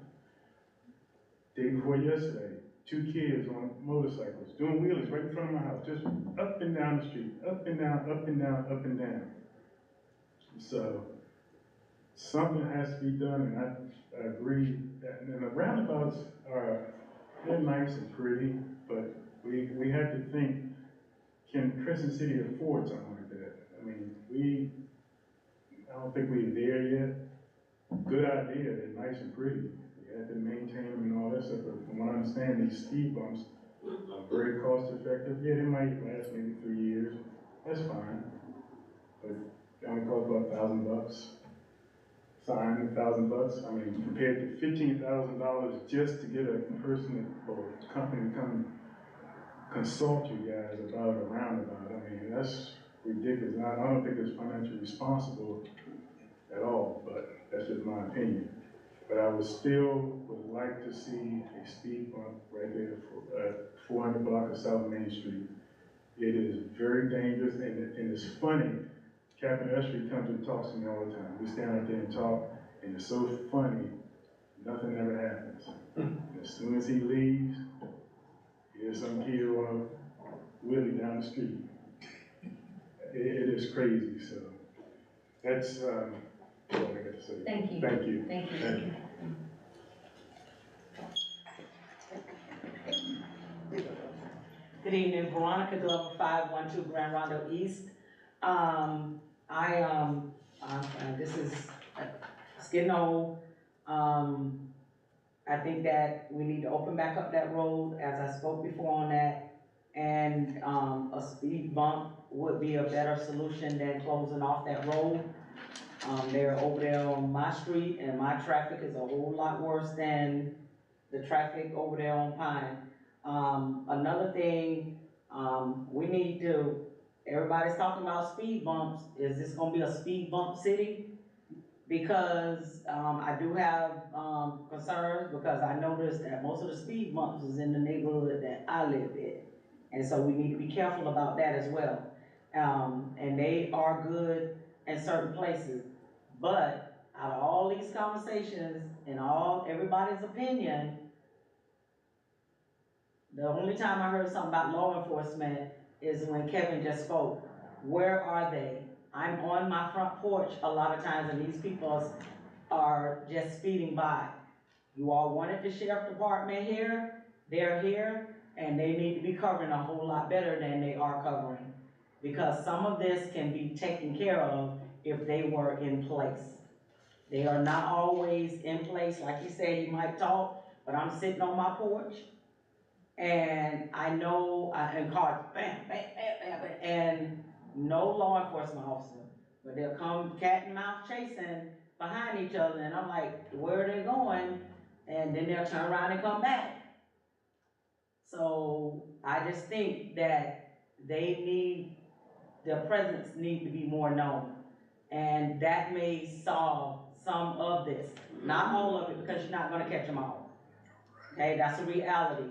But just putting speed bumps all over the city because we got speeders, we have to figure out, we start giving them some hefty fines, and they'll get the message. Cause I'm not a speeder, and everybody here, we're not criminals. We are law-abiding people, even though occasionally Don't say it, don't say it, don't say it. Yes, I am, I don't care. Because it should be there, and that four-way stop over there, that I cannot get past being over there. Cause I grew up, no speed, no four-way stop sign, but I don't do it intentionally. But, we need to just keep that in mind with all these speed bumps. Our law enforcement officers, they need to be more prevalent. I can tell you everywhere they're mostly at all the time, but they are not manning these places that we're complaining about. And they really, really need to pay more attention to those blind spots that they're not paying attention to. Thank you. Any other speakers? Diane Sykes, 304 Chestnut, and yeah, probably will speak on every topic. The dirt bikes and ATVs, I think it was just brought up by Ms. Glover.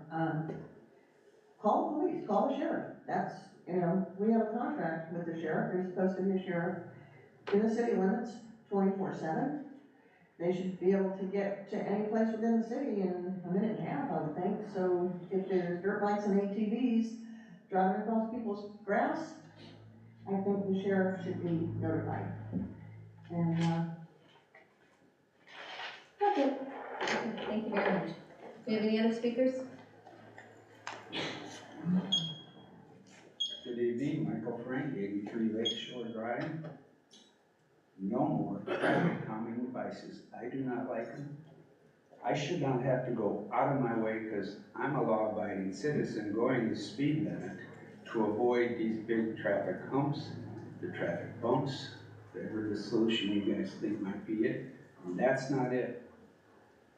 What we need to do is engage our Putnam County Sheriff's Department and have a special little task force of that, because they're repeat habitual offenders. If you give them ticket and ticket and ticket, they'll get it. They'll stop speeding. They'll lose their license. We need more presence of law enforcement in here, not more speed bumps, or we will become a speed bump city. We won't be the vast capital of the world, excuse me, life between the lakes. We'll be Speed Bump City. Forget Crescent City, Speed Bump City. The solution I would present to you is put in the four-way stops. Charles had a great idea. Put a little bump there. Put your little traffic calming device at the stop bar at all the four-way stops. That's way if they blow through it, boom, boom, they go. That's an easy breezy solution that we could do start tomorrow. Put up some stop signs, get those little speed bumps out. Sorry to burden you, Keith, but that's what we need to do. We need to really reach out to the Putnam County Sheriff's Department, each and every one of our commissioners, our city manager, our public works director, our fire department chief, and let it be known, because they're not, I don't see them ever patrolling. Now, I live off the beaten path, but when I'm around town, I just don't see them. I see them parked over at the old school, at their headquarters, but I don't see them doing patrols. Or do we even get a patrol on a daily basis from our sheriff's department? Do we know? Rhetorical, but I don't think we do. And I know when we had our old police department, they would come out on a regular basis, even all the way out to the end of that point where I live, just as a welfare check to say, hey, how you doing? There's none of that engagement with our community, with the sheriff's department. That's what's missing. That's what's gone awry in the previous comment in the workshop meeting. That's what's gone wrong with the city. We don't have what we need, and we're paying for it. Okay. So we need to engage the sheriff's department to come out and have a special task force to hold up these speeders and give them tickets, not warnings, tickets. That's what needs to happen, and then that'll go away, I guarantee you. And put up the stop signs with the little bumps. Thank you. Charles has suggested. Thank you. Thank you. Any other speakers? Good evening, Pete Ackerman, Union Camp Road, 278 Union Camp Road. So check me on my timeline here. So when this started and the barricades went up, they were supposed to go up, if I remember right, for 3 months. And then while the sheriff's department did a study, they stayed up because the sheriff's department didn't have some equipment, whatever, electronic issue thing. So barricades stayed up. Then the sheriff came here, said the equipment showed up, and he was gonna conduct a study, and barricades were gonna come down in a month, which was 2 months ago, I think. They're still up. So, is that accurate, first of all, more or less? Yeah, you're It's- accurate, you're right, Okay, yes. okay. So, my question is, where's the study? I mean, my question is, why are the barricades still up? Where is the study? Also, I totally agree, this is a failure of law enforcement. I do not understand why the city council is coming up with a solution that is a failure on the part of law enforcement, and I think everybody here agrees with that. So, back to the study. Find out where the study is, what the study shows, and I guess when the barricades come down, as the sheriff told me personally outside, he was gonna do another study with the barricades down, no bumps, no nothing, just back to normal, which should have happened before the barricade went up. And by doing that, you should be able to determine the timeline of the optimal time for these speeders, in which case the sheriff's department can target cops to ticket, etc. So anyway, my major concern and question is, where the hell is the study that has kept these barricades up for, I don't know, 7 months? And I appreciate your wisdom in having these comments come after your discussion, because that helped me out a lot. So, Thank you, thank you. Since this is a workshop, can we make a comment? No, you've spoken, so I have other speakers, so we'll see when we're done with the other speakers. So do we have other speakers?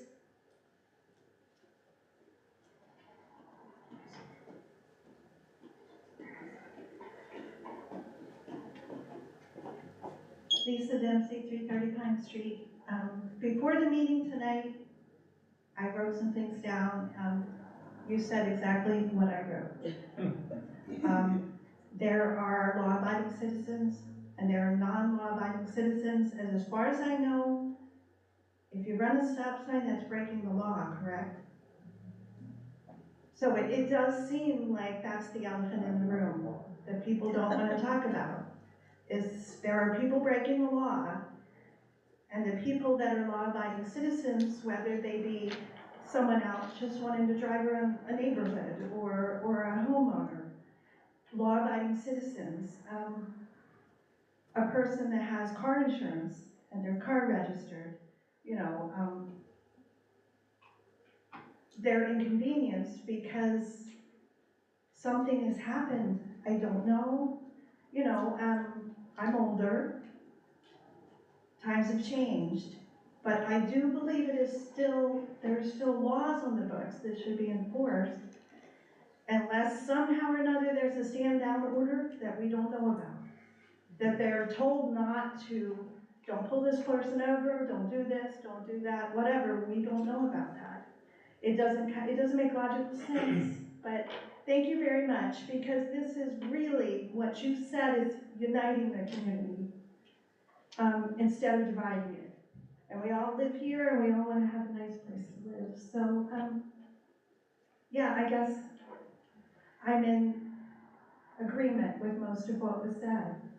So for the moment, maybe the speed bumps at the stop signs would be a good start, but we still need to know why people are breaking laws and getting away with it. Thank you. Ms. Dempsey, before you step away, I just want to make sure you live on Pine Street.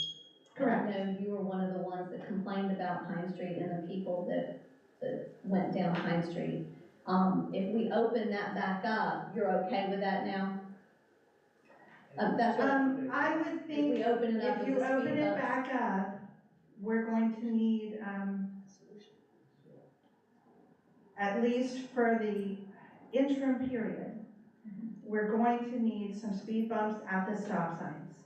Because that, I believe, is the biggest danger on Pine Street, besides the children on their ATVs and dirt bikes riding on the road. That's very dangerous as well. So if that's opened up and we have the 8-year-old out on his ATV and they now have free access to go down the road, we're gonna have a death.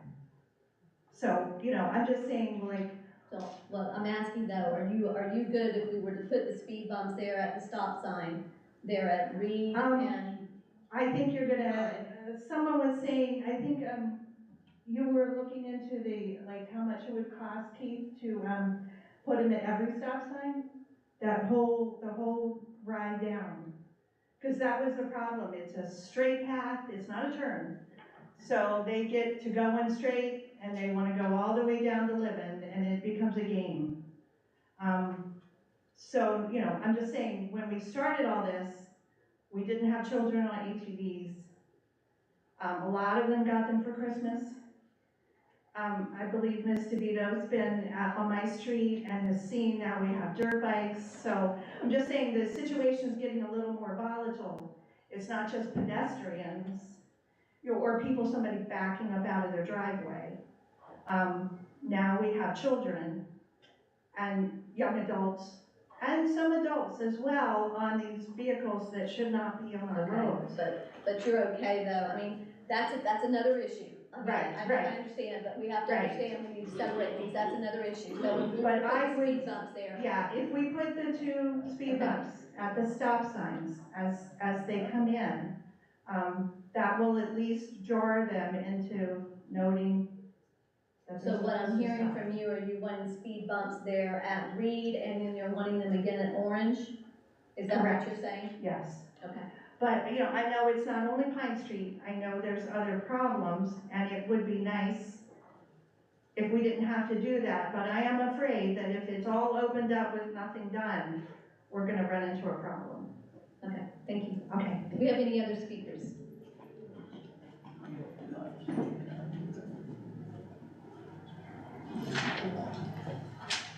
That's Paul.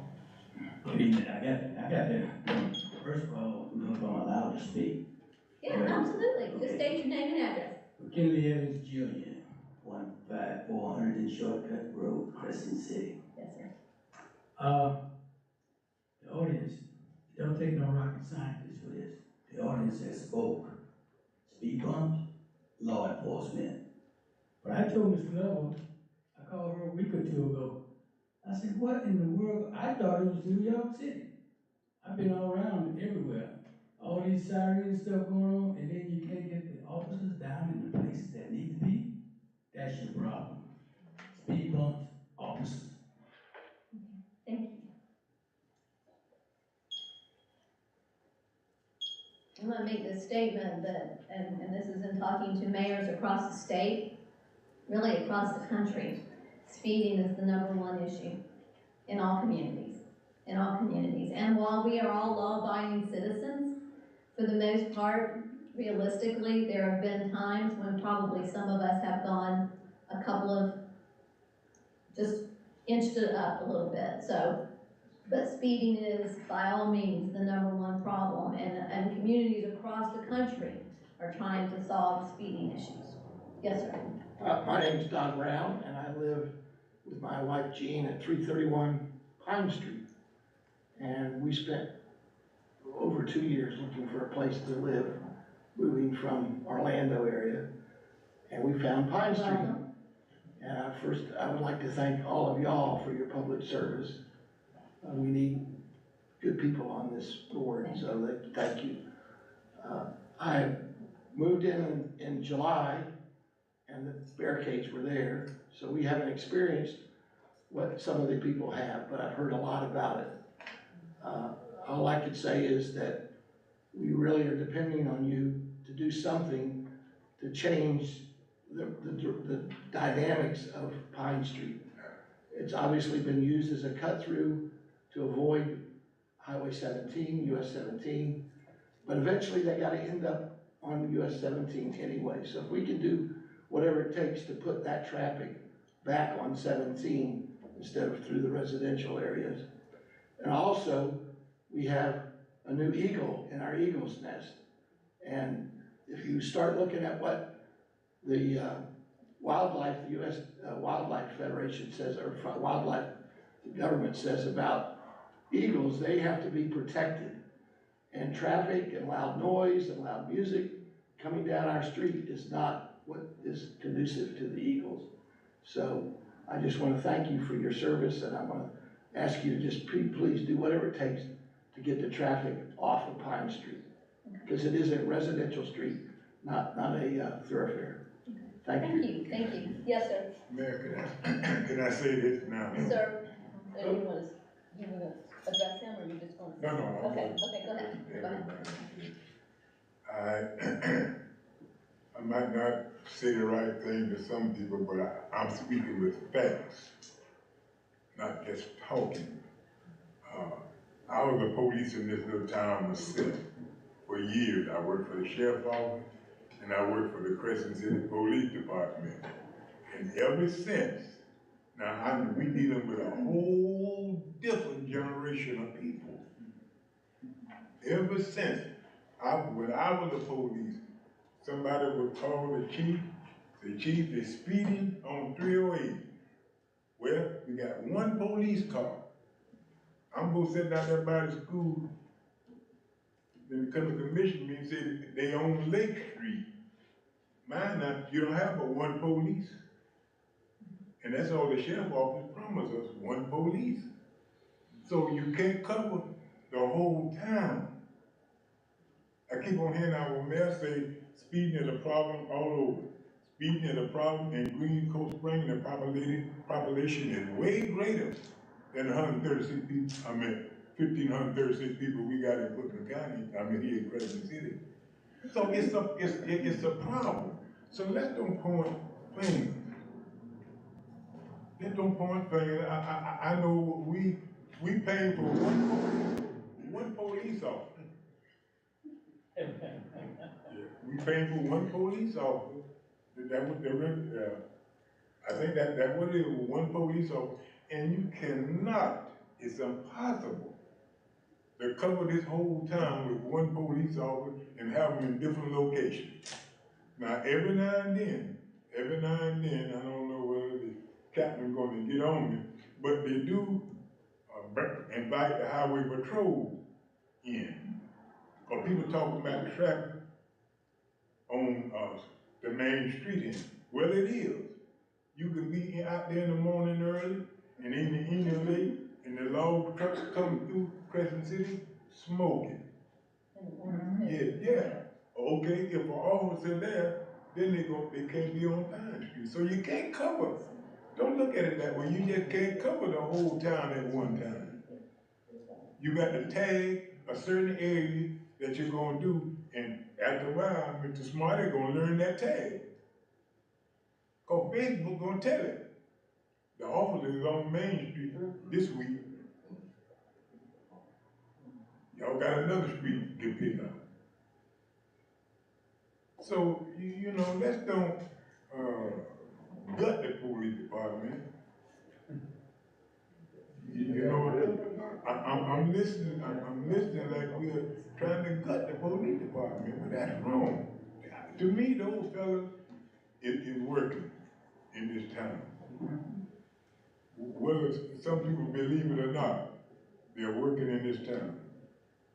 And they be more than one place. I see them all behind the school. They just don't sit down in that office. That's a plus, that office. We do have them in Crescent City, biggest majority of the time. So our job is here for all of us, the citizens, to brainstorm, to come up with a working and a doable situation that we can try to slow down on this speed in our town. It got to be some kind of way that we might not completely get rid of it, but at least we can slow it down. So, you know, I ask citizens to work with the police. If there's speed in your area, call the sheriff's office. If they sit back there drinking coffee, stop them from drinking coffee. Call them. Then we got people speeding down here. They'll come. I'm through with it. Okay, thank you. Do we have any other public speakers at this time? Anybody else that wants to speak? Oh, can I go again? Well, I said no, I'm sorry. Okay. This is really, I mean, to offer public, this is really kind of a workshop, you know, so we're. So let her speak, it's a workshop. No, I think. What's wrong with hearing? I wanna abide by the rules, I don't want. Let her voice be heard. What? A couple of other commissioners have spoken, including the mayor. I would like to make 2 points about what I've heard in public comments before we go for a second round, if I please. Okay, yeah, let her make a comment, and then I'll let you speak. Okay, so a couple of things we get out of order. Number one, Commissioner Banks has raised a very good point. If there is speeding, it is very important that you call and report it to the sheriff, because with limited resources, the more they know about where problems are, the better they could target their efforts. I must say, I have not seen speed traps in the past like they used to do. I mean, you see them around town doing the whatever, try to perform, but with any kind of incident, whether it's, you know, trespassing, speeding, whatever, if you call the non-emergency number and report it, then it will be on the record and they can address those efforts, and then we will have more basis to call them to task. I think there's a misconception that Pine Street is only a residential street. Pine Street becomes Old Highway 17. And we've discussed this, or I brought this up at the October 28, 2021 workshop that we had. There didn't used to be a new Highway 17. The route through town was from south to north, north to south, from Old Highway 17, which became Pine Street, which became Main Street, that was the route through town, out Grand Rondo and up 308. That's been there probably for 100 years. As well, there are residential areas, including Long Station, that are south and west of Crescent City. Those residential areas, and I believe there's somebody here that lives in it that's spoken to it, those residential areas are accustomed to using Old Highway 17 and Pine Street to come into town. They don't like to use the highway. They feel that it is dangerous to have to turn at Junction. They've been here to speak before. I went down that way today to turn at Junction and 17. They feel very offended that they're not considered normal residential law-abiding citizens. And that they are pushed out onto the highway to come to Winn-Dixie or visit their friends or relatives or whatever it is. As well, Pine Street is not the only residential street that experiences speeding. I have been all over town talking to people. There are people requesting speed bumps on North Oakwood, north of 308. There are people requesting speed bumps, and these are people who live there on Rocket Lane. They're speeding on Highway 308 around Lake Stella. So Pine Street's not the only area, and although speeding is a problem all over the country, my desire is to make it as little of a problem as possible on the residential streets in Crescent City. I think that's our obligation to you. But I think people also have to understand the history of the roadways in Crescent City and the communities that those roadways connect. And as well, I just want to point out, after, when Pine Street becomes Old Highway 17, that has just been designated by the county as A. Philip Randolph Highway. I'm not really sure what that says if we close off access to A. Philip Randolph Highway from the town of Crescent City. So just to share some background. Okay, thank you. I think we all pretty much agreed several months ago that we were not closing that off, that we would not permanently close that off. So I think that was pretty much agreed. And we just had to find a solution at that time. The residents had suggested, I think all but one homeowner had suggested that we make that cul-de-sac, and that was what we had to figure out, and that's part of what we're here tonight about. And that's when the chief weighed in and said that that would not work. It was from a safety standpoint. So with that, I'm gonna go ahead, let's move this forward. I said I would let you speak, please. I'm gonna let you come forward, please speak. Karen, would you set that for 2 minutes? You can't? Okay, we'll set it for 3 minutes. You got 3 minutes. Diane, come on out, please. State your name and your address. You have to reprogram everything in there. Okay, that's good to know. Thank you. Charles' son's not here, you probably can't get him on. Go ahead. Diane Sykes, 304 Chestnut Street. There was a statement made that during meetings that the commission would not answer questions. Is that what I heard? No? Are you gonna talk to us about traffic calming, or are you talking to us about the other workshop? Just general comment. No, you can go ahead, and if we decide we're gonna answer, if we haven't understand what we did in that workshop, that has not been put in place yet. Okay? It's a workshop for discussion, we have not voted on it. Okay, but I mean, before we vote on it, did I hear correctly that in the commission meeting, you're going to not allow questions of the commission? I'm not sure what you're referring to. Are you referring to the workshop earlier today? Yes. Yes. Okay, that's a workshop. We have not decided on that. That was only a workshop. There was no action that can be taken at that meeting. So are you gonna ask a question about that workshop, or are you asking a question about this workshop? I don't know. Since comments were put to the end, I have no idea. Okay, no, we're still in the traffic calming workshop. Okay. Okay, thank you. I'd like to make a comment if I may. I've been listening to the citizens this evening, and it's apparent we're all concerned about speeding. And a couple of the things that were brought up in more than once is we don't want speed bump city. I understand that. We understand that we would like to see more law enforcement. I think that is a given. I would like to reiterate what Commissioner Banks said was, we're all law-abiding citizens here. Those who speed and go up the road aren't. We probably all have car insurance here. There's those who don't. That's why they have uninsured motorist insurance. It's a sad thing, but I would much rather see us put up speed bumps and save someone's life and worry about hitting the speed bumps or being speed bump city. We as a commission have to do something. It may not be the best thing. I would love to see every speeder in this town ticketed and brought forth, not only to bring the revenue, but bottom line is to teach them a lesson, just like he said.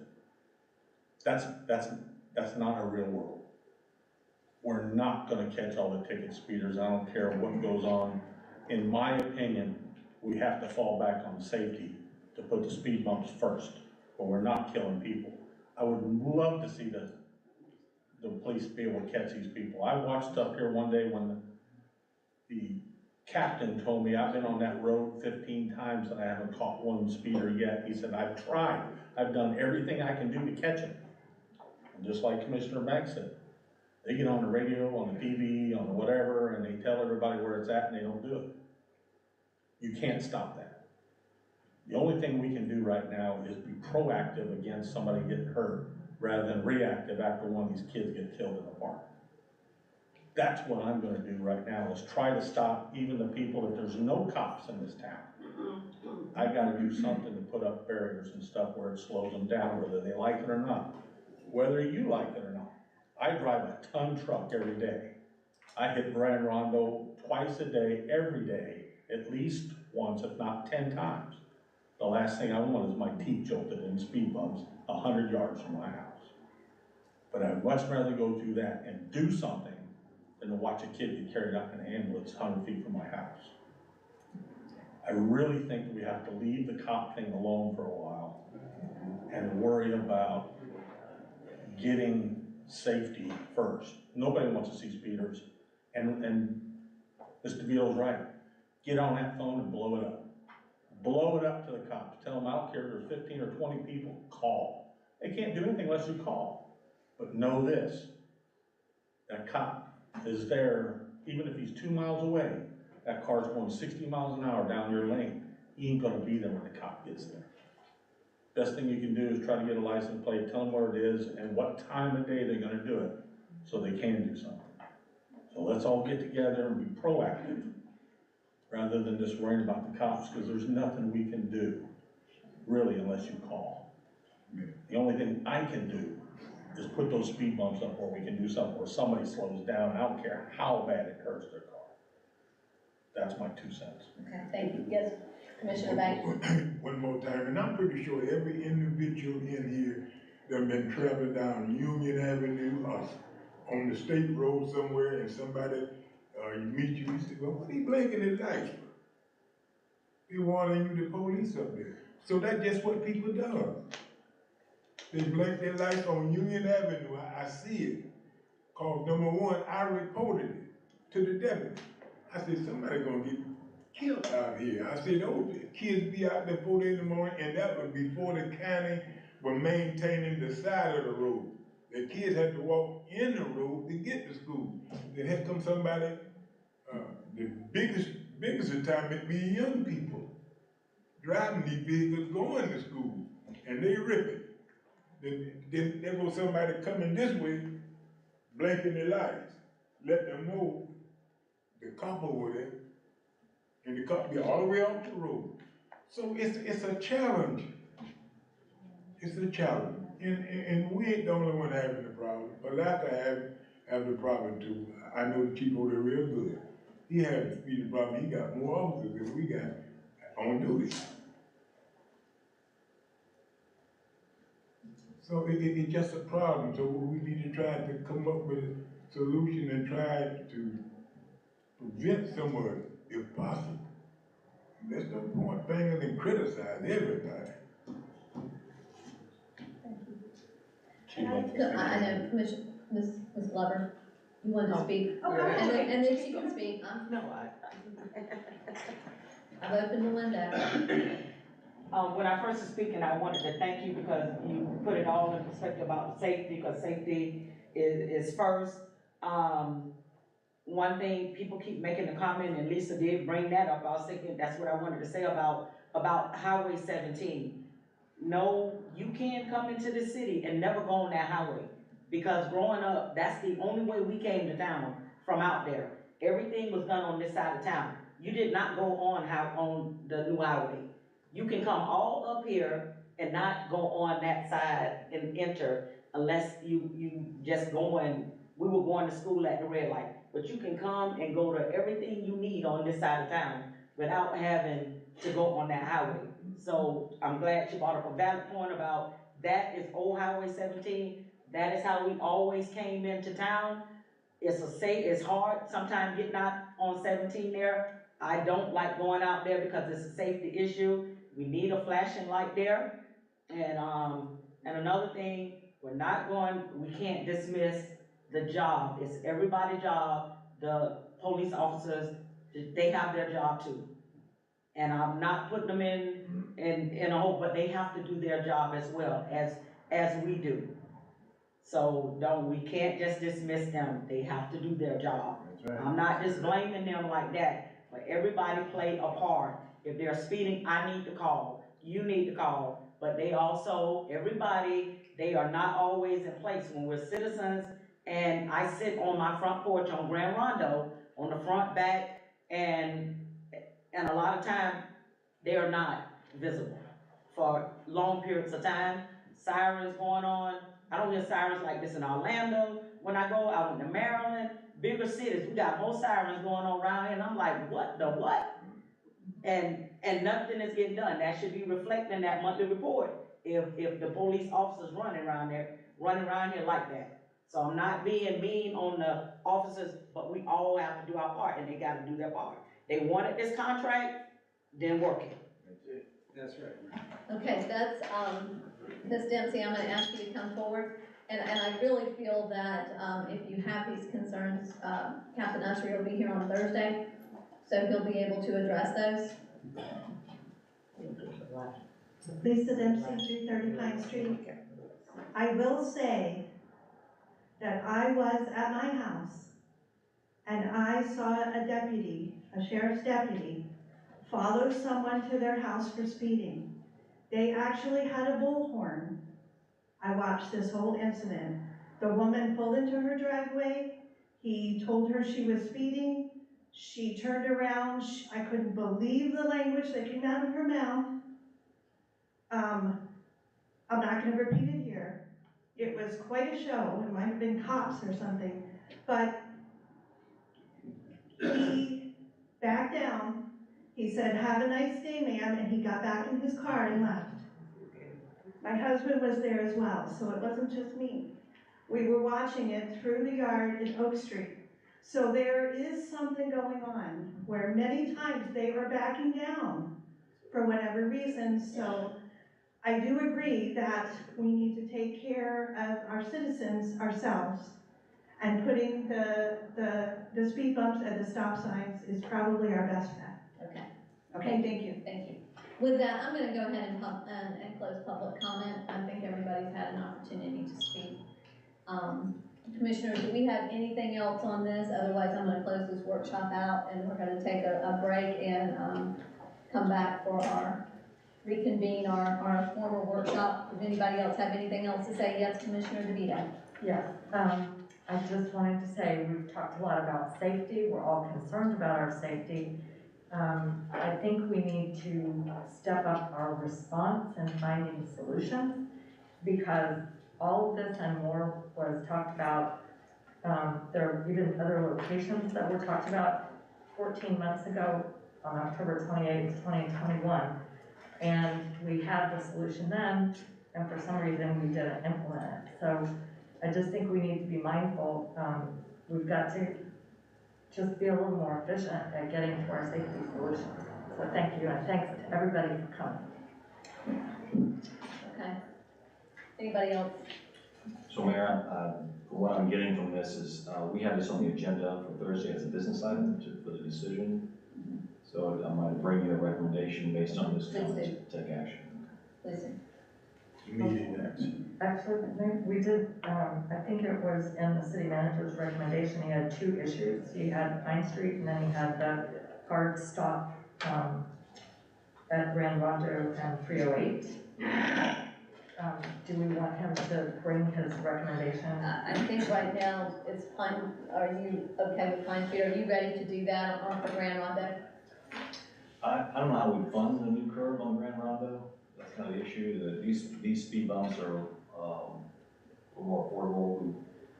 My recommendation will be, if we do 2 sets or more, it's gonna be a few $1,000s, so, that'll have to come out of a better place. It's the only place I know of at that kind of money. To lay a curb, anytime we pour concrete, it starts getting really expensive. So, I think for now, we see the speed bumps, see how that does. Well, our last meeting, I told you when we removed the barriers there at the corner, that it wasn't the raceway going around the corner again, because they knew the speed bumps were very close to that. So that may be It reduced that significantly, and I thought at the time, taking out the barriers, we'd see in a short time if we needed to put a 90-degree there. But at this time, I don't think we do. I think those 2 speed bumps there to begin with, as soon as they turn off, that reflective thing's in their face and they're hitting the brakes. Yeah, It wasn't like it was before. I'll bring back It really wasn't. It helped significantly. Mayor, I would like to say one more thing about, Grand Rondo and 308. Actually, it's quite dangerous there to cross. I have requested, and I have heard nothing back from the sheriff other than we could do a study and you could be worse off. I have requested that the county explain to us what is needed to reduce the speed in town on Highway 308 from 35 to 30. When you try to cross 308 at Grand Rondo, the cars coming in both directions are going very fast. I was walking my bike right by Miss Clover's house, trying to cross, and a car was coming from the east so fast, I could not anticipate that it would be there, and I was caught in the middle. And I'm sure I'm not the only person that is a pedestrian across that street. Yeah, I think we was told that the state, DOE is a state road. That was county. It's county road, it's county maintained? Joe Wells. And the county did respond to your email. A staff member said all this commission has to do is formally request to change the speed limit. That doesn't mean it's gonna slow the cars down. Yeah, just because the sign Just changes. because the sign changes does not mean the speed limit or the speeders. It's gonna slow down because Yeah, the the speed, speeders are speeders. I say 25 going around. But the point being, if they are, then there's a 5 mile an hour drop that a ticket can be written for. And it is very dangerous there, and the late Larry Coleman complained about the level of speed on 308 in that very populated area. So I don't understand the resistance to this. On 309 in Malacca, it's 30 miles an hour on that county road 309. So I don't understand why we can't look into having it made 30 miles an hour on a populated area where people walk and bike and pull out and drive their golf carts. Okay, thank you. And with that, I'm gonna close this workshop. Thank you all for being here tonight. And we're gonna take a 5-minute recess, and then we'll reopen the public, the policy workshop. We had a workshop before this.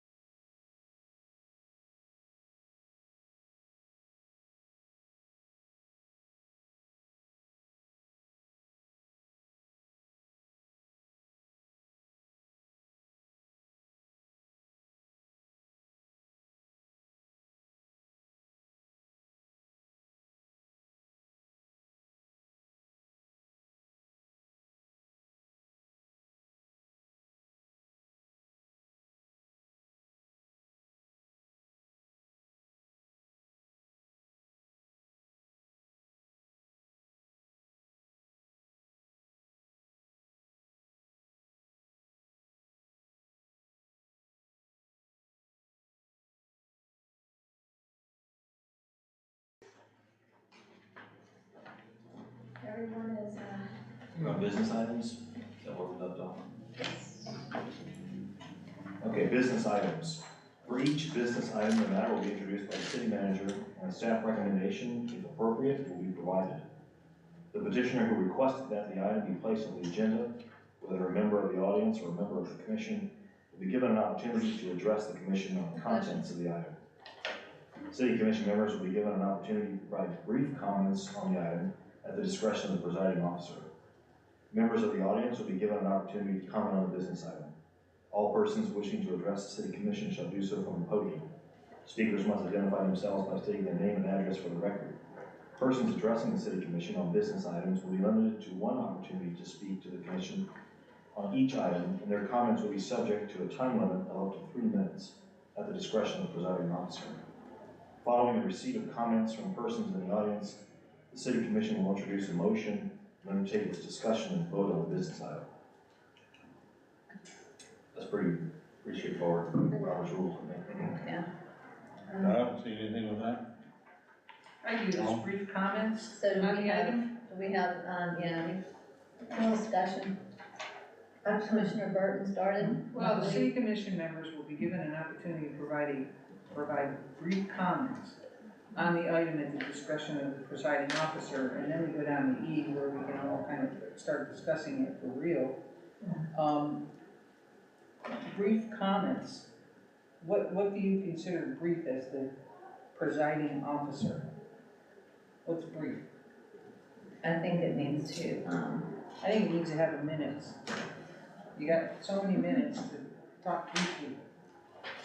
But sometimes those brief comments go into a long dissertation. I've pulled some language from another one. Commissioner DeVito, do you want to, Commissioner Burton, are you done? Yes. I'm sorry, I should Quite have, all right. Commissioner DeVito, This is a workshop. I know, but we still have to. Right, yes, thank you, Mayor. Yeah, what I see in this business items lineup going from A to E, and I think it's in the next section also maybe, but definitely here. I don't really understand, it seems backwards. We have public comment and we have brief comments from the commission. I think we have public comment. And commission There's members, public we have comment. members of the, yes, we have members of the audience an opportunity. Are speaking before anyone makes a motion to take it up as an item of business. And I think that is opposite Robert's Rules of Order rather. I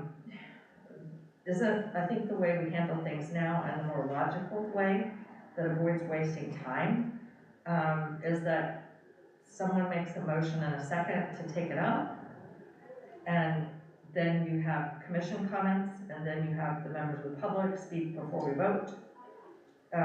This seems to have it backwards. If you're not gonna take it up, why are you having public comment? Well, so basically what you're saying is that we don't have a motion, then why would we take public comment? Exactly. Because we would not be unless we have public comment. Right. I mean, we wouldn't unless we have a motion. But I mean, if you're not gonna take it up, it's not gonna be on the agenda. It's taken up by being on the agenda itself. No. Not necessarily, Not it's at all. action, it's No. it's a business item, so it's a business item, so Charles can say to us, the I want whole, permission to issue an RFQ. or not even permission, the pole barn's here and, this is what it took, or, It'll be a decision item. so it'll be a decision item, Yeah, only a decision item on the business items, okay. so the answer may be no, but I agree, by being on the agenda, we're taking it up. It Okay. may turn me down, but I'm asking, or one of you may have put something on there, like, on purple streetlights, and I make a motion, we deny this, but what's happened in the past, sometimes you'll say, well, I think we need to talk about this a little bit before somebody makes a motion. I think this allows for that. I understand in Robert's rules, usually you don't talk about it unless there's a motion. But in this case, it allows, I introduce it, if Commissioner Burton asked me to put it on the agenda, she'll take it, after I introduce it, she'll say, oh, I think we need to talk about this, I think it's a good idea for the community. A couple people may say, oh, this does sound like a good idea, I'm curious to see what you think. And then we throw it to the audience and they, provide their input. They have expressed sometimes that they'd rather hear your discussion in its entirety and then comment. Yeah. So we just have to figure out how we wanna do that. We can reorder this where we don't go forward until there's a motion. After I introduce it, somebody needs to make a motion to approve or deny or approve with conditions. We've rarely been that strict. We usually start talking about it before a motion ever gets made, because we do want to. That's what I thought. Well, we have to have a motion, I believe, we have to have a motion for Technically. discussion if we have an ordinance. For If it's ordinance. an ordinance. If it's an ordinance, we have to have a motion, we enter into, we have a motion, we have a second, we start discussion, and then we open it up for public comment, and they've asked us to allow them to speak after, and we've allowed that to happen. But I think on business items, that's not necessary, you don't necessarily, I don't think you have to have a motion, my understanding to, well, I need clarification from Bobby, but I don't know that, we have to have a motion to start talking about it. And what ends up being the motion at the end of this whole thing, because it's a business item that's just been brought up, is the motion to bring it back to the agenda, is the motion? No, it's on the agenda, it's to vote, it's to make, it's to take action. Take action. Yeah, so yes, Commissioner DeVito.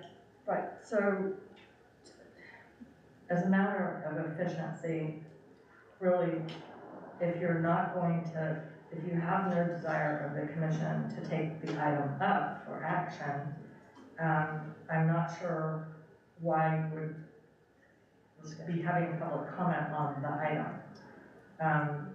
It just seems, and then again, we'll introduce a motion and undertake, because if there's no motion, then what exactly are people commenting on? Or after we have a motion, then do we need to allow them to speak again once there's a motion? It just seems that this is out of order, and yes, I agree, if we reorder this and we require a motion and a second, just like we do now, we have done this in the past. We've said we need to talk about this a little bit before we have a motion, but that's usually the exception. I mean, that's just how we do it, and I don't see, really, this just complicates things, I think. Well, and we talked about, Bobby said that too earlier, that we can have a public comment all at one time for anything that is on the agenda.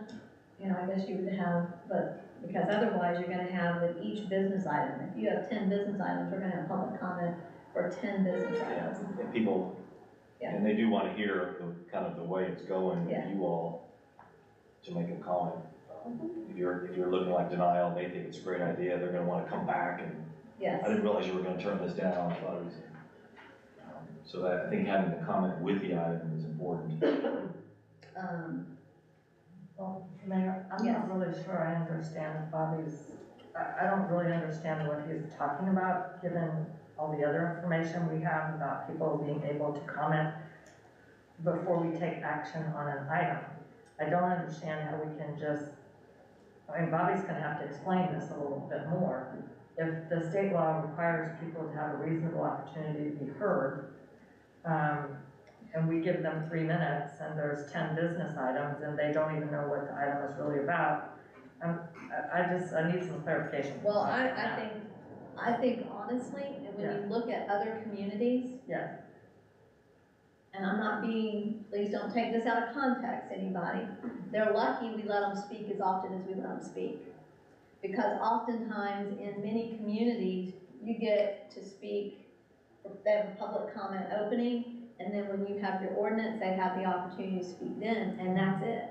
And that's school boards, that's counties, that's, a lot of them, they only have that one opportunity to really speak. So we have been very lax in that, in allowing them to speak on every item. So I think what Bobby is saying is that what some communities, I think, have done is they've said, there's a public speaking at the beginning. There's public speaking at the beginning, and it can be for anything that is not on the agenda. And then possibly there's another public speaking for everything that is on the agenda. That's kind of what I picked up from him. And some cases, and you used to do this, the commission here used to do this, you didn't even have public speaking until the whole end of the meeting. Yep, sure didn't. And, you know, when we came into office, that's how it was, is that public speaking was at the very end of the meeting. Okay. So, we, you know, so. I really think each individual thing, somebody's gonna wanna say something. I mean, if it's doing tiddlywinks over here or building fire over there, it's two separate items that they're gonna wanna comment on. And I don't think you can wait at the end and say, you know, this encompasses all, because it can't. A lot of people be going home. So, you need, they have to. Okay. Like now, they're smart. Mayor, if I could make a comment about what you just said about how often we're letting people speak, and we're mixing apples and oranges there. The statute requires that people have a reasonable opportunity to be heard on something that we're gonna take action on. If we're gonna vote, I don't know whether we can lump it into one big set of comments or not. Bobby has to explain that. But that's a whole different speaking situation when we're gonna vote on something. Reasonable opportunity to be heard, there's a state statute on that. The public hearing part that you were mentioning, we used to have that at the end. That's for general issues that aren't on the agenda. So it's really up to us, I think, whether it's at the beginning or the end. I think it was moved to the beginning to be courteous to the public. And I don't know whether we have to allow that or not, but I think people would be pretty angry if we didn't. Well, we'll get some clarification from Bobby on that. I do know on all the ordinances, anything, that they do have, we have to give them the opportunity to speak. Absolutely. If they've been given the agenda, but it is on the business items, that Bobby will just have to tell us. In fact, it's called a public hearing, so. Yeah, public hearing. So the issue on this item, on business items, is really, do you want to require a motion to be made before discussion ensues? Is that what you're saying? If you don't have that desire, I don't think we need to wait for clarification. We'll say, we can keep it in this order, but if you all say, no, we need to have a motion on the floor before we or the audience speaks, then we can just put that in. I don't think we should put that kind of restraint on ourselves. We want to speak about something, shouldn't necessarily have to have a motion. Well, they're taking, these are actions, this is, yeah, These are action items. An efficient meeting, yes, it is very seldom in a meeting that you just speak unless you have an action item on the floor. What concerns me about this is, we may not even have a motion, but we're providing an opportunity for each business item for the public to speak. And that seems to be going in the opposite direction of being efficient, and also what the mayor was talking about. Do we have to, I mean, we're going in the opposite direction. The mayor said, do we have to allow people to speak on each business item before we vote? If you keep this the way it is, yes, you will be having people speak on each business item, even if we decide not to take it out. It just seems inefficient. We can make C be the second half of E, where the city commission will introduce a motion, undertake this discussion. And then D, members of the audience will be given an opportunity to comment on the business item. And then E would be, following the receipt of comments from persons in the audience, city commission will vote on the business item. Do that tweak, move the motion up to C, you can get rid of C after the item is introduced, and whoever the petitioner was also makes a comment. Then the commission entertain a motion, the chair entertains a motion. Okay, I like that. I don't have any problem with that. Yeah, it sounds reasonable. That's the normal way. And I think rather than a brief comment, city commissioners, we're going back to that too, on brief comments on this item. I've got some, there's some language in it, you know, Robert's Rules of Order, you can speak twice on an item, you can speak the second time after everyone has had an opportunity that wants to speak in the commission. But you can put time limits on that, and we've talked about that before, that if we were to put time limits, 5 minutes, that you get 5 minutes to speak. Well, it's 3 minutes down here. Well, then that's the public, The that's the problem, public. we're gonna have a problem, Madam Mayor, of this is, you start making the timers like tonight, how's she gonna reset that timer from 1 to 3 or whatever minutes we wanted to? If you make everything 3 minutes, it's there. But no, that's for us, not for the public has 3 minutes, but us would have the 5 minutes. So you have 5 minutes to talk about the item. It goes through the loop when you're done, and then you get 5 more minutes to talk about the item. So That's what I saw in Robert's rules.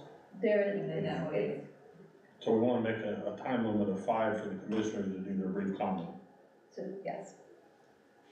Or we're And if you can't replacing get the it done in brief 5 comment minutes, Yeah, you're we're in trouble. replacing that. with discussion. yes. E would be still, following the receipt of comments from persons in the audience, the city commission shall undertake its discussion and vote on the business item. So that's when you get your 5 minutes. Yes.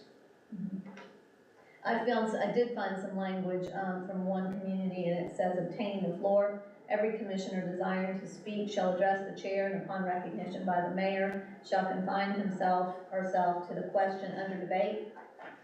Except for workshops, each commissioner can only speak twice on a motion. But in Robert's rules, it does give a time limitation. So if we do that, we have to keep in mind that we're imposing that time limitation on ourselves. So we have to be mindful of that, and it might speed up our meetings just a tad as well if we did that. Typically, the thought process is if you can't get it out in that 5 minutes, then you, I mean, it is. I kinda agree with that, and the 5 minutes is a long time. Long time. 5 minutes is a long time. It's almost double what the regular public Yeah. gets. I mean, I don't have any problem with 5 minutes. So, I mean, that's something that if we wanted to. That's a long time. That's a lot of information. You'd be surprised. Hopefully it's useful. Yeah. 5 minutes, but, because. I think it's better than brief. I mean, brief is so broad and wide, you know, that. Well, we suggested that we don't need the brief comments because Right. we would have normally, unless there's an extraordinary situation, we would normally just discuss a business item if there's a motion and a second. And then we would discuss it in the normal way we discussed it. You get recognized by the chair. But that's in there, right? This is the way that would work. That's the way it would work. If there's no motion or no second to the motion, the process stops. Yeah, it just stops, it dies. It doesn't matter It then dies anyway. for lack of action. You don't wanna hear it, why listen to everything Yeah, else? there's different ways. Yeah, Am I missing something here? there's a motion and it dies for lack of a second, and so no action is taken, and nobody makes another motion, so. So in other words, it looks as if we're taking out B, would that be correct? No. I'm taking out C. I thought this was C. Oh, yes, C, Well, a I'm new- sorry. A new Yes, C. yes, yes. I'm just rewording C, we're not taking it out, right? Yeah, I'm gonna use instead of where the brief, motion's made. 5 minutes. No, E replaces C. Motion and The a second. motion will, Yeah, C becomes where we got a motion made. Right, and you take out an E, then you would take out following the receipt of comments from persons in the audience. Then your discussion and vote is what E becomes. After the comment, after the audience, you discuss and vote. Right, Yeah. Yes. So I'll reword it, bring it back to you. Okay. Okay, ready for communication? This item is an opportunity for members of the commission or the city manager to communicate with each other on matters of interest to the members. This is an opportunity for members to request that items be placed on a future meeting agenda or discuss business items for which no action is required. that's just for information, or? Yeah, that's what you, so I have some, does anybody have a comment on this? I kind of need to go ahead. Okay, no, go ahead. I think it really should be used for an opportunity to, request an item, or, if you have an item that you'd like to place on a future meeting, but to discuss items for which there's no action is required, that sometimes I think is, ends up being very long discussion as well. And because our meetings go very long, just discussing things to discuss, I think is silly. So, anybody have anything else? Does this violate the sunshine law in any way? No, it's because of the sunshine Yeah, law. it's because of This is the only time you can talk like that. That's the only time, if you wanna say, this is how I feel about something, and I think we need to talk about this. This is the only time you can Where tell does us. this communication take place though? In, here, Yeah. That's what I at the meant. meeting, The end of the agenda. comments, under commissioner comments. Okay. Okay. And can I just say? I'm with you now, I'm Hold sorry. on just a second, under Wasn't Commissioner sure Burton's not if done this was yet. email or if this was, No, And I- something. No, it doesn't say that. It didn't say it was taking place. I'll let her finish, let me let her finish. Well, and I think, just to be, fair to everybody, I do think that we need a time limit for our meetings, okay? Going past a certain amount of time, it gets a little bit punchy. And I think a time limit of, I don't know, if we start a meeting at 6 o'clock, how many hours do you really wanna go before we call the meeting, or table the meeting, because we just are. We're just not productive. Yeah. The city of Lakeland has a requirement that, I think it's 11:30 or 11:45, the commission must vote to continue or table the remainder of Or the. table the remainder of the agenda. You know, I really think 4 hours is enough for a bunch of meetings like this stuff. At 10 o'clock from 6 to 10, you can't get anything done by 11:30, I'm sitting on a walking zombie going, I can't wait for this to get over. Yeah, you're not even listening. I don't wanna be that unproductive and unprofessional that I'm just going through the motion and signing stuff to get done. Right. So, I don't want that. So a good time to maybe at least ask the 10 o'clock, question? 6 to 10, 4 hours of this is enough. We gotta schedule another meeting, do with it again, that's Well, fine, but. I think what we're mixing up here is, and what we can have is, we can just have some general rules of order that are not necessarily from the within this meeting, and that's what I was going back to about, that you can only speak twice on a motion. It could be that we can limit, we can add that in there as part of our rules, just our general rules for commissioners, for the commission. Okay, and where does that come in? Isn't that? I don't know, kind of what we're that's what I was talking gonna ask Charles, where he wants to put that in. In the meantime, Commissioner DeVito had something, are you done, Commissioner Bailey? Yes, ma'am. Okay, Commissioner DeVito? Okay, just so that we're clear on what we're doing here, communications is these are the elements of the agenda that is listed on the very first page. So these are the elements and how each agenda item will be handled. Communications is a broad catch-all now. Currently, we have one item for the city manager's report listed separately, an item for the city attorney's report, and then we also have an item at the end for commissioners to each speak. And this lumps them all into one thing. I'm not sure that really is very clear for the public. I don't see why it's a problem to list them out separately. And certainly because of the sunshine law, I think it's very important that commissioners get a chance to bring up issues of importance or concern to them. Sometimes we address things that are very important during that time, and as well as Commissioner Burton said, it's your opportunity to bring up something that might need to be placed on a future agenda. But essentially, commissioners need an opportunity to talk among themselves, or you've got a problem. So I think that, I don't have a problem with us listing them out. With what? Managers, to go back to just rather than communications, for clarity for the public, that where it says here, communications, over here, Commissioner Banks, Okay, We've but, been doing it forever. that we have a do list where we have- managers report, attorneys report, Oh, commissioners report, Yeah, and then right. get out of here, adjournment, yeah, yes, right. Mhm. yes, Well, what wrong with that? nothing, I don't have a problem with We'll that. switch it back. So we can switch that back. But meanwhile, it comes back to this point. On that point of how long do we allow that to go on? And I also had some language that it says an item may be added to a future agenda upon a proper motion, second, and majority vote. Such a motion shall be in order only during the commissioner reporting portion of the agenda. Okay, I like that. So that's if Commissioner Bailey wants to bring up, I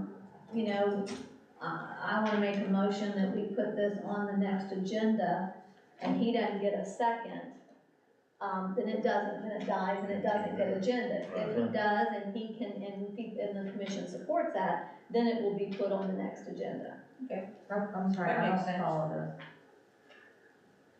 I don't follow this at all. You're saying the only time something can be put on a future agenda is during the city commission comment?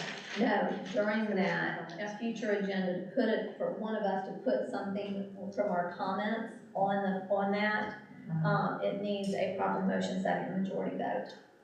And such motion shall be in order during the commissioner reporting of the portion of the agenda. So we can change that, but I think that we can't just say in general, hey, I wanna put this on the agenda for the next time. It's gotta be a majority that the whole commission feels like, okay, well, let's hear that. That's an Let's hear that.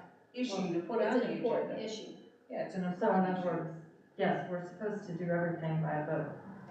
That's how it's supposed to happen. Yeah, yes. And there's a lot that happens that is That not. we don't do that. Yes, and so that would be. And we just tell Charles, hey, Charles, put this on the agenda. Well, this is gonna require us to be a little more formal with it and say, so that we've properly done that. Yeah, by vote. Yes. Right, okay. Well, that's Yeah, good. I like that. Good. We could put the commission, the automatic cutoff of the meeting without a vote, or unless it's voted to keep going, under the section, we could create a new section. If you look, there's, coming out this work session, Yeah. meetings, public comment work session, decorum and order. You could create title sometime, talk about the meeting will end at 10 o'clock unless a motion and a second to continue the meeting to a time certain is approved by the city commission, something like that. We just create a new And section. I would put that at the end, again, like I said, if we have just kind of a generalization. If we put it at the very beginning, if we kind of some general guidelines, not necessarily, this is going through each agenda item. If we had some general guidelines, we started right into agenda and the meeting, and we didn't give any guidelines. Oh, Mayor, if I could. Yes, sir. Because now, you know the time span of people's mind focus on what they're saying and what they're doing. 5 or 6 hours ain't gonna get it. No, it's. I'm a preacher, and if I go over 30 minutes, I ain't got nobody listening to me. Yeah. I'll still listen to you. I had to be very aware, and I was taught that in school.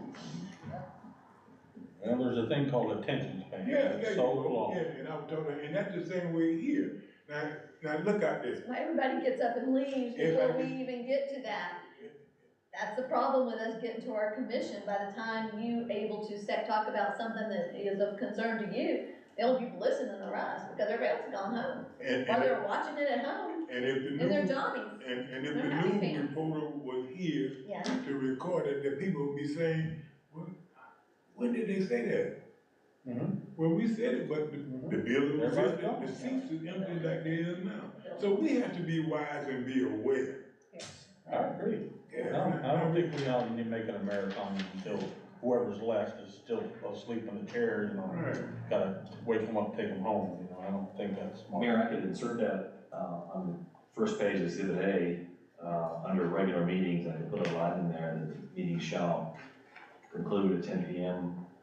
unless a motion or a second is approved by the city commission. I think that's fantastic. I think that is appropriate, I really do. Mayor, could I make a comment about that? Yes. Okay, so if we're going to limit our meetings to 4 hours, we're gonna have to figure out how we're going to get all the business done in 4 hours. That's correct. That's correct too. We're gonna have to be more efficient in our speaking, Yes. in our discussions. Okay, it's not necessarily being more efficient in our discussions, and I would caution us, I think there was a proposal at one point that commissioners could only speak for 5 minutes total during the meeting. The point of a commission is for us to make decisions as a body, and for us to do that, we have to discuss it. There are some things that we can do to make our meetings a lot more efficient. Some of them would be we have to have agenda management. We can only put on the agenda things that we can reasonably cover and get through all the items. So I think agenda management is important. Another thing is when we have speakers, sometimes we don't give speakers a time limit, and I'm talking about for presentations. For example, we have different public officials come. On most agendas, it's reasonable to give your speaker an anticipated time limit. That would help a lot when we have presentations. I think it would be important to make sure that the business part of our meeting starts in a timely fashion. So if we could set a time limit for our presentations, that would be very helpful. And as well, when we have someone who is bringing material before us, it would be incredibly helpful if we would request them to have it in time to be part of the packet, or at a minimum, 48 hours ahead of time. Because we waste a lot of time asking questions we would have to ask if we had the presentation instead of having it dropped on us when they show up at the podium. That puts us on the back foot and necessitates a lot more questions. So those are items that would help us a lot. Okay. Meeting management. Make managers, you continue with this.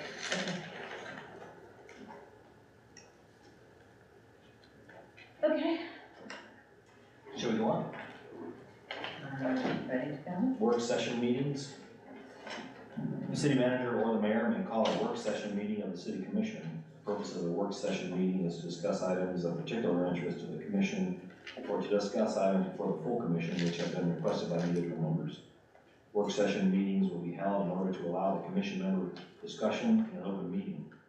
Other persons who attend work session meetings will be given an opportunity to address the city commission at the public comment portion of the work session meeting.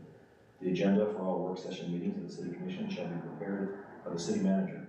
The agenda shall reflect the following order of items unless the city manager elects to make alterations in order to accommodate the needs of the city commission or those persons in attendance at the meeting. Call to order, public comments of items listed on the agenda, discussion items, adjournment. Anything on that?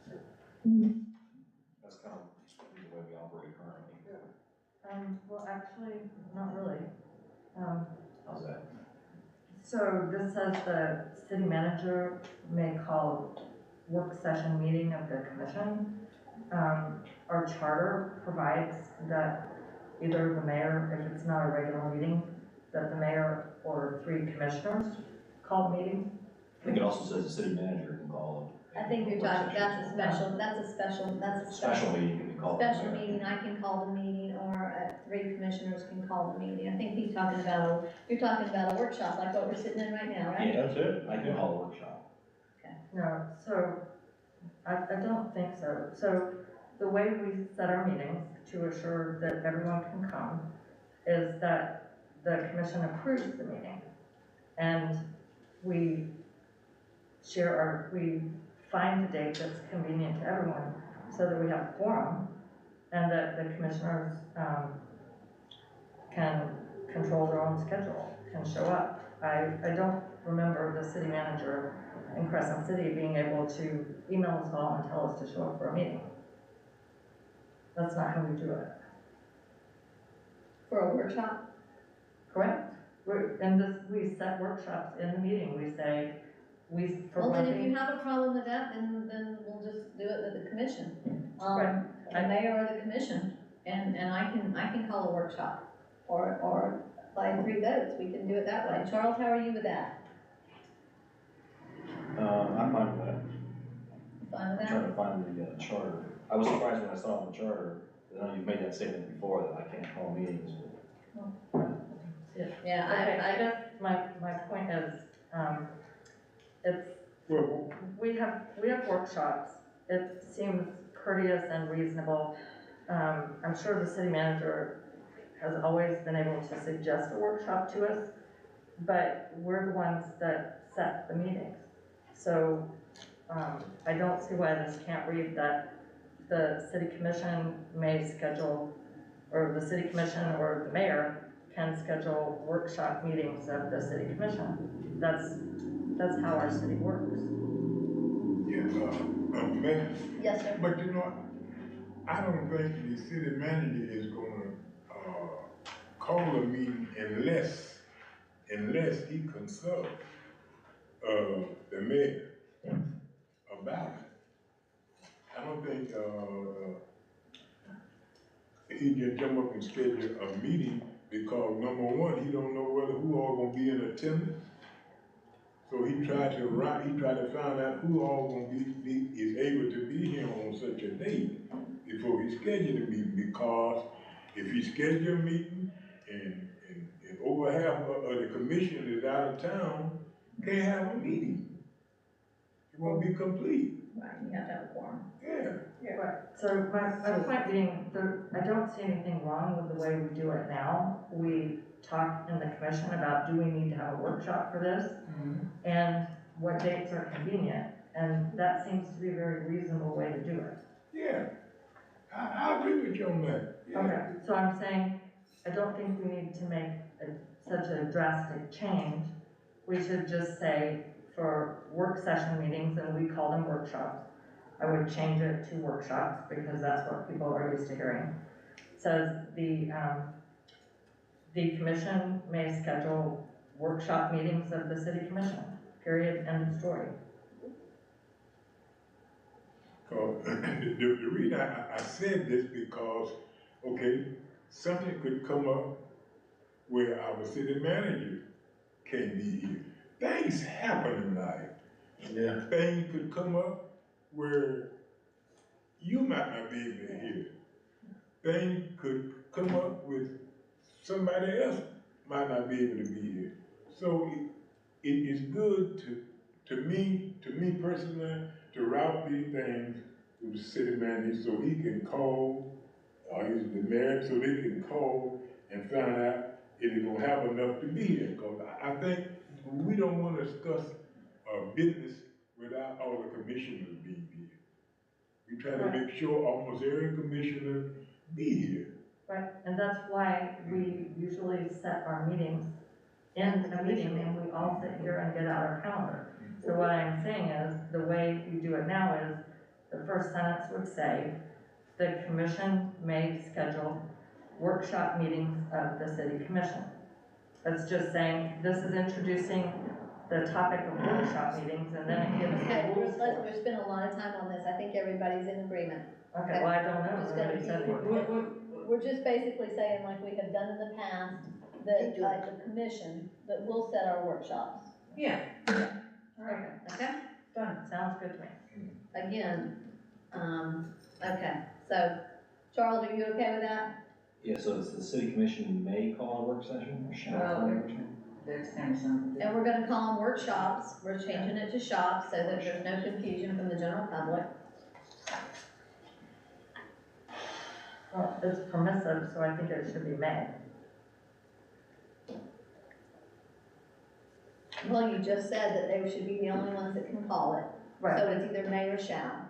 So if they're the only ones that can call it, it should be shall. Well, okay, but it's a general statement. There, it says, we may have, basically it's saying we may have workshops that we call. I don't know, may, shall. What this says is the city manager may call a workshop. So if we replace that with the commission, Okay, you think by it a should be shall? majority vote, Okay. but the commission by a majority vote shall call a workshop meeting. How is that? Really, the city manager or the mayor may call a work session meeting, to be agreed upon by the city commission.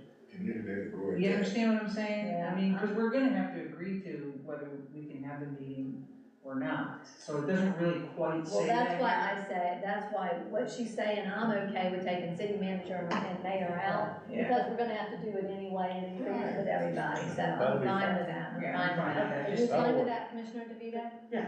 Okay, That'll yes. work. Is there anything else in this that you have any concerns about before I move on to the next? Please let me say this. Yes, That's why we kill so much time. yeah, Over a 1 cent thing, we blowed out a potion to be $100 thing. Did y'all get the point? so do you have anything else on this one that you have comments on? I do not. Okay. Does anybody else have comments on this? If not, we're gonna move on to the agenda. agenda. Okay. To public comment, work session. Each work session will include an item for citizen comment. Comments from persons in the audience will be limited to those items that are listed on the agenda for the work session, and all persons addressing the commission will be subject to a 3-minute time limit. The mayor shall designate a person to keep a time clock limiting each speaker to 3 minutes. Speakers must identify themselves prior to speaking by stating their name and address for the record. Speakers are permitted to read prepared statements if they wish. Speakers are not permitted to read letters from other persons during public comment. Prepared letters should be presented to the city clerk. Multiple copies should be provided for distribution to the commission members. Speakers shall address the city commission as a whole and refrain from addressing individual members of the city commission, city staff, consultants, or other speakers. Speakers shall afford the utmost courtesy to the city commission, city employees, consultants, and to the public, and shall refrain at all times from rude or derogatory remarks, reflections as to integrity, abusive comments, and statements as to motives and personalities. Okay, this is where I'm thinking that we put in the public comment earlier, all of that language, that we just put it right here and we repeat it. Okay. I think we agreed on that before. Is that good? Because we've already discussed public comment. Yes, Commissioner DeVito. Sure, except this is not the way we do workshops. People don't want us to do workshops this way. I just don't think this is very helpful for a workshop, but it's something, it's a place to start.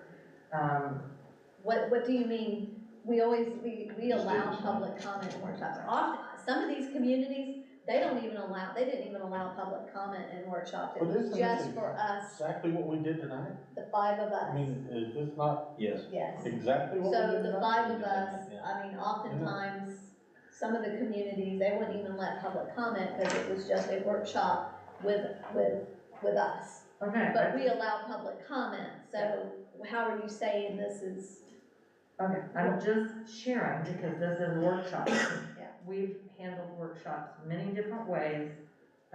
We've heard a lot of comments from people that they don't want to be limited to 5 minutes during a workshop. There was a workshop, I think that Commissioner Banks shared, where we had back and forth between people.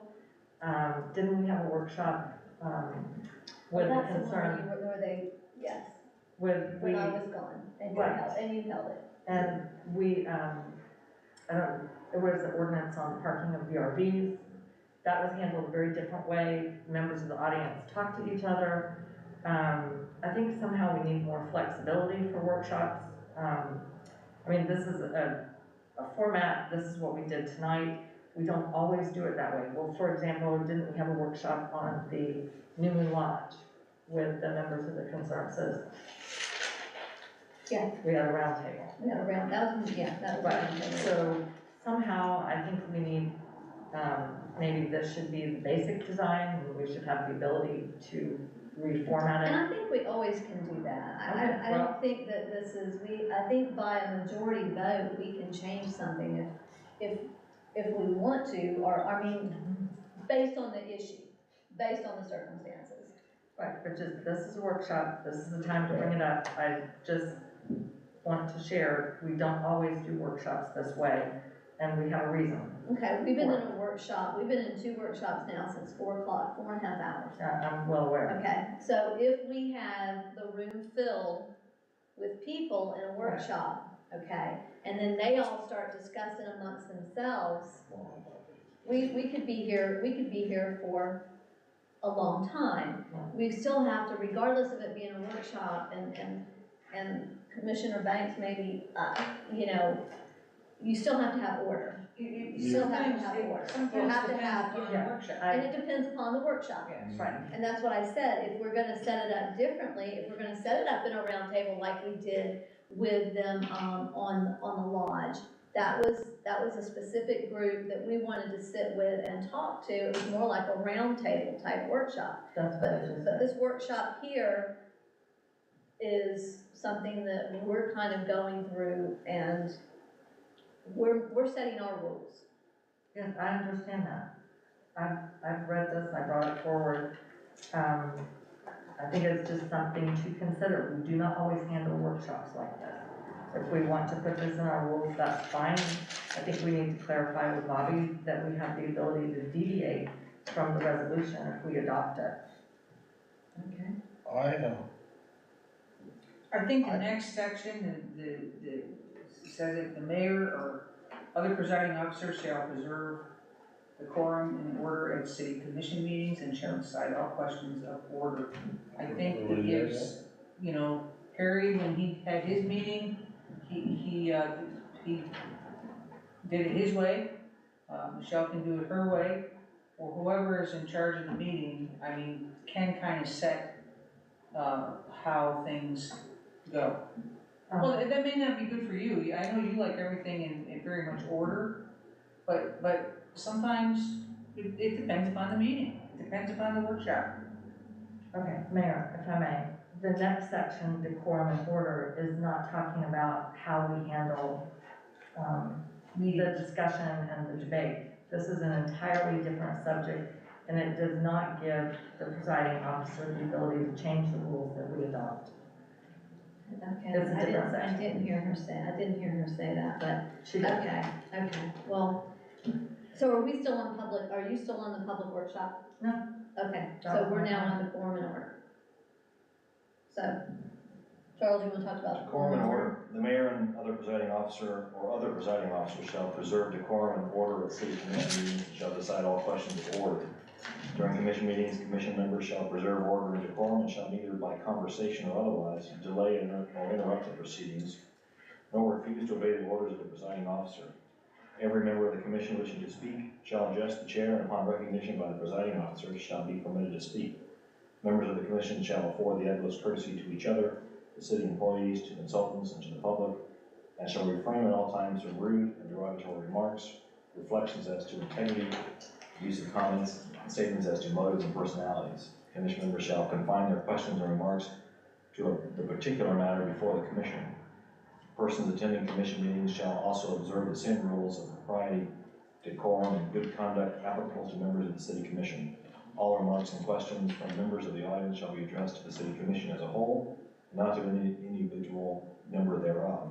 No person other than members of the city commission and the person having the floor shall enter into any discussion, either directly or through a member of the commission, without permission of the presiding officer. I would like to know one thing. Commissioner Banks I'm is sorry. speaking. I'm Go sorry, ahead. that's Nope. where, I'm sorry, I This have is to. what I was gonna get. Go ahead. You said something first.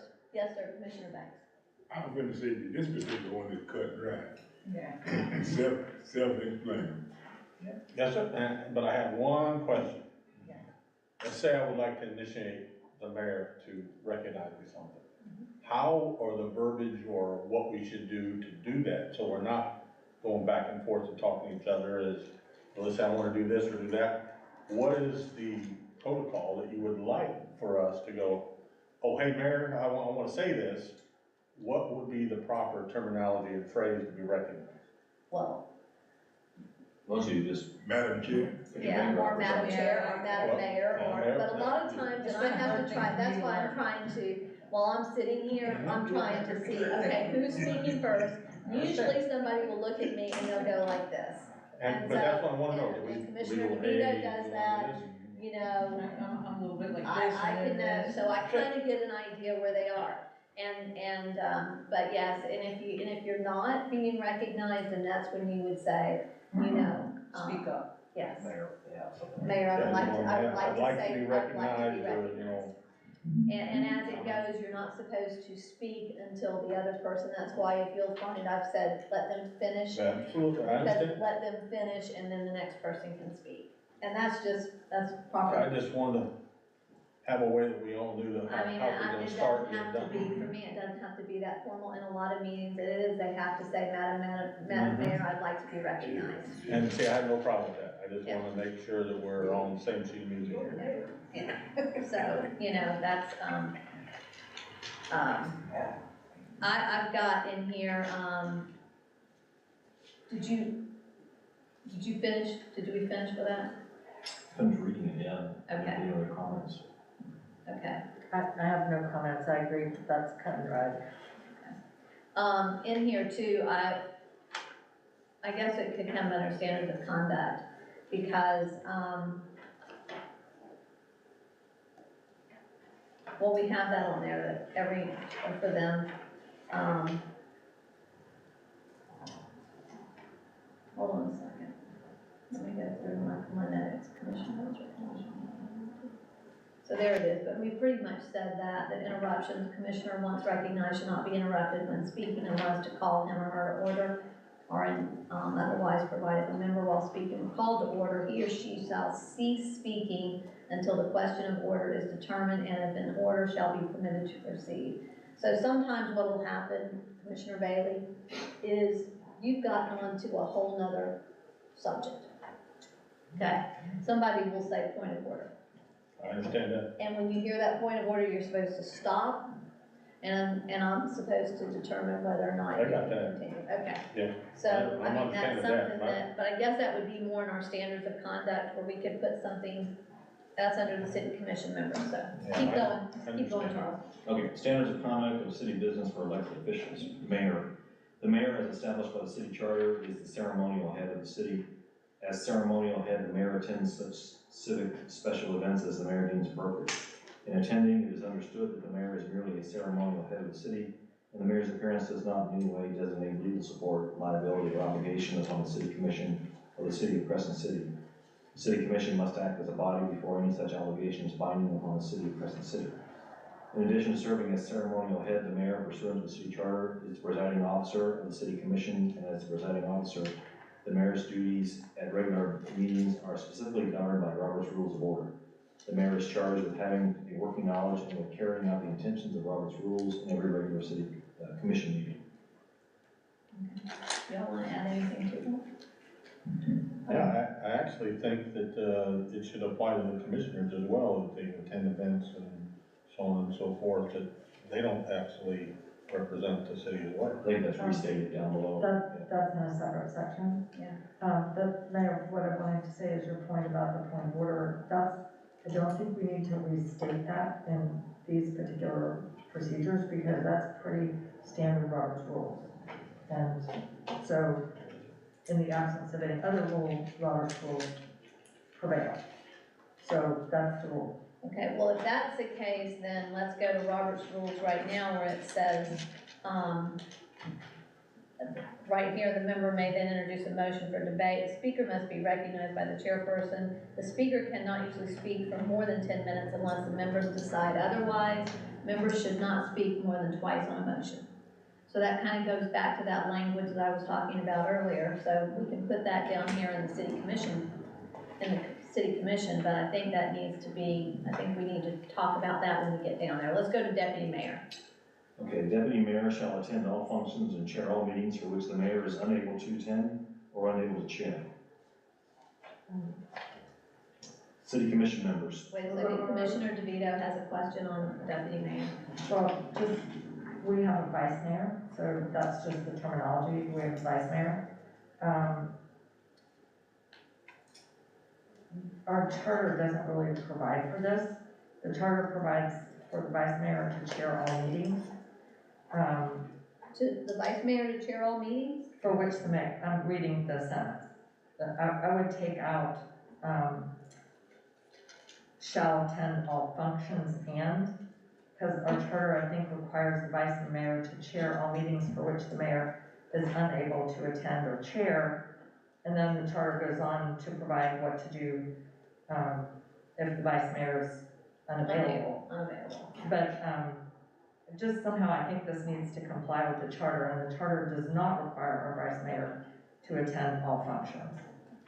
And then there's another provision in the charter if the vice mayor is not available. Well, in this, it shall attend and chair for which the mayor is unable to attend or unable to chair.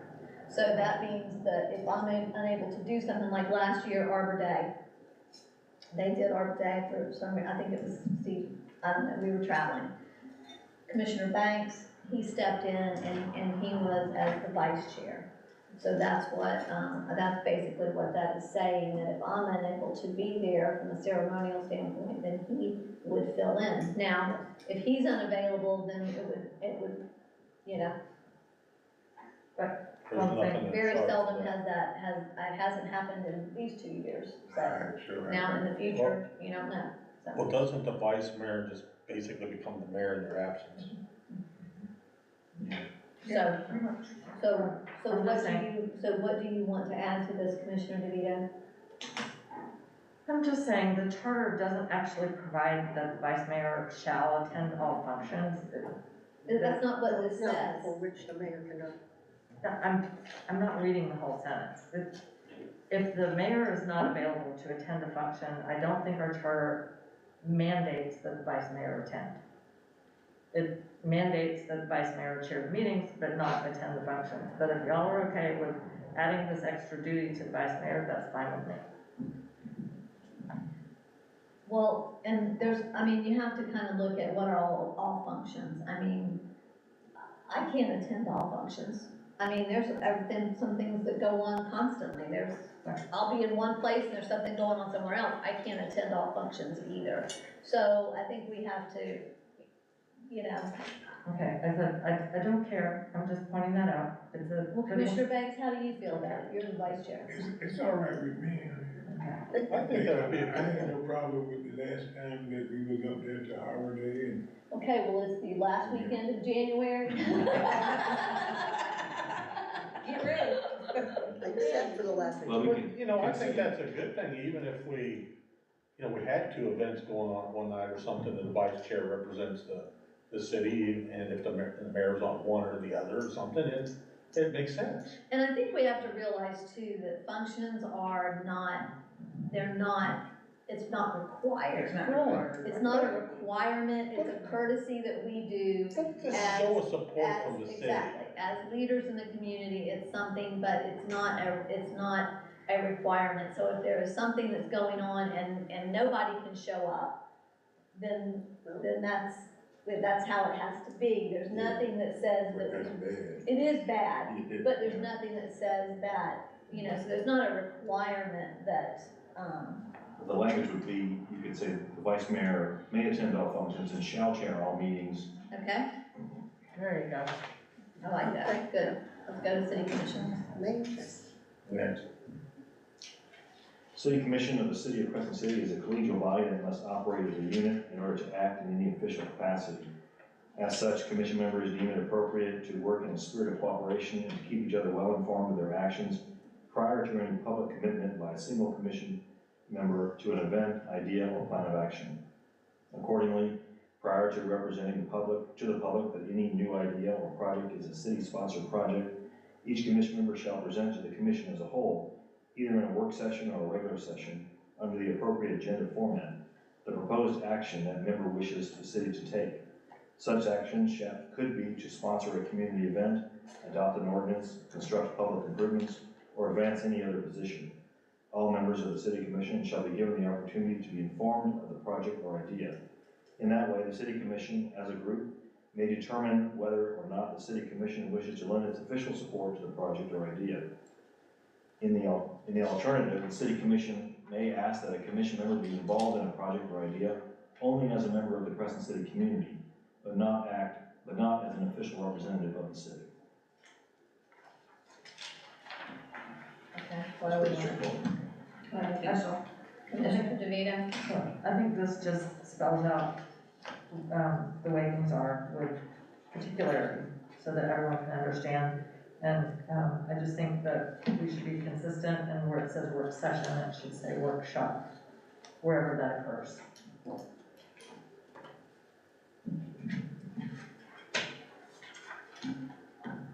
Okay. That's the last page, isn't it? That is the last page. Yep. There were 6 of them. I would like something that we did not talk about, but roll call. I would like for Karen to start doing, a roll call, the clerk as the clerk. An official roll call when we start the meeting before proceeding with the business of the commission. The city clerk shall call the roll of the members and the names of those present and those absent, and they shall be entered into the minutes. Is that just with the commission, Mayor, or is that with everybody who is in attendance? No, that's just for the commission, just for the commission. Yeah, you would only do the roll call of the commission. Okay. I don't have any problem with that. No. To start the meeting. Do you want anything, does the commission want anything about when we call a roll call vote, or when we do all in favor, say aye? Yeah, actually, that's a good point. You know, there's another, And that's that's another another one that avenue we to could call do roll, roll is call. a verbal, you know, acknowledgement and on the record of what you voted on. Sometimes if there's no clear consensus, it's called for, but I don't know, as a policy matter, if you wanna set it up where. Yeah, sometimes I've done that just in, you know, when I know that it's a vote that we definitely need a roll call, or if we feel like there might be some I think Might be close. issues. But that would be with every issue, I mean, that would be with every vote that Karen would call a roll call. I don't think you need it for every vote, but I think you definitely need it on every second ordinance. Reading of the ordinance? Yes, that where it's finalizing something. Okay, commissioners, how do you feel about that we do an official roll call through Karen, the clerk, at the second reading of an ordinance? Actually, I think it's in our charter, we are supposed to have a roll call for quote, all commission actions, I don't know. It says all members in attendance, including the presiding office, shall vote yea or nay on all commission actions. Yeah, but that's not a roll call. That's not. We do that But all I don't day. have any problem. And you have to vote, I mean, by law, you're required to vote unless you have a situation that you can prove that you If should you not. don't vote, then it's reported to the state. Unless you abstain from. Okay, but if you don't do a roll call, how do you know that someone actually voted? Karen listens, yes, Karen. During the code enforcement meetings, I do roll call every time they do an action. It's a roll call. It's I don't just have a problem with not that even either. just code enforcement. That also happens with, planning and zoning. Okay, you're doing the roll call? I do the Okay, roll we call can, I on- mean, if y'all wanna do I that, don't we have any can. problem that way, we don't get mixed up, do we vote for this or not, do we roll call for that, do it all. But I know Okay. Karen notes, I'm sorry, I apologize for listening. I know Karen notes, when there's a dissent. She goes all commissioners aye, and then there's a dissent. Okay. But I have no problem with calling a roll call, it doesn't take that much time. Okay. I'm fine with that too, makes it much easier. Just on second readings, on everything. On everything, that's what Yeah, we want. So, Once you get into the swing of it, that'll be just second nature.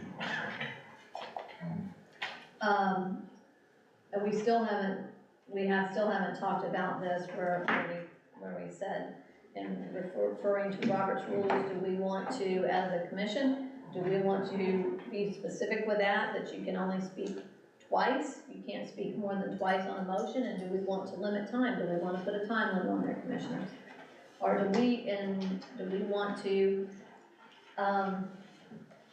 do an honor system where we are respectful of this? I'm putting this out there, we might as well, this has been discussed numerous times, and we've never acted on it. I don't have a problem with the honor systems myself personally, just because frankly, there might be a couple of things that we go over, that things change, or someone brings up something we may have to comment for twice. I don't think anybody sits there after, like the gentleman said, go filibuster all the way through for a time limit, but and again, I hate putting restraints on anything if it's that important to have an ordinance to get it all out, but nobody needs to sit up here and talk for 20 minutes. That's what this would. That's what this would control. Control. Yes, Commissioner DeVito. You can always call the question if you want to limit debate. That's an option. And I can do that. I can certainly do that, and we can leave it at that, but I'll just be the judge of when I feel like we have talked it out. You handed something out, and I do want to, I'm sure everybody read through this, but this is something for us to, when that's said, you handed this out, navigating the council manager relationship. You remember handing that out to us? Long ago. Okay, well, it says, you know, it's a political issue or the job of an elected official to decide when, after all the facts are known, we can legitimately disagree on the answer to the problem. More information is not going to solve the problem. So I think that was very clear to me on that, is that sometimes, you know, we just constantly, we're asking for more and more and more, and we've got to make decisions. You know, tonight, traffic study, we've been beating this up and talking about it, and so we gotta keep that in mind. So when I call that to question, that usually means I feel like that we haven't been given all the information that we should be able to make a decision on. And I just wanna say one Yes, thing. yeah, When and if you do that, yeah. you shouldn't be punished by the commissioner saying that they've been shut down without having enough time to speak. When you made that decision that enough is enough, I'll just put it in a nutshell, that should be it, that should be the decision. And we shouldn't take that as a, you know, insult. Okay? Well, Mayor, yes, sir. before we close out, I just want to encourage the commission to consider, one of the things I think would help, a lot of times in our discussions, we go on and on and round, and I'm under my breath saying, is that a motion? Is that a motion? Like, if someone could if you make the motion, and it's not offensive, if you don't get a second, don't take it personally, maybe it wasn't quite right, but tonight, Commissioner, you brought up something that you've brought up several times, why haven't we taken action? But no motion was ever made. So if we can make a motion, it gives us the opportunity to either take the action or say no and get another motion. But many times there's a reluctance, and particularly if one commissioner is very much against something, everyone seems reluctant to make a motion for it. And it's not personal, it's just, I know you're gonna vote no, but I make the motion, we approve this. And, or even in your discussion, say, you know, I would support this, I will support this. So people begin to get a sense of, I think we've got the votes. Many times I'll be trying to read you, and I'll go, we have the votes for this. No one makes the motion, and so we table it, or we call a workshop to talk about it some more.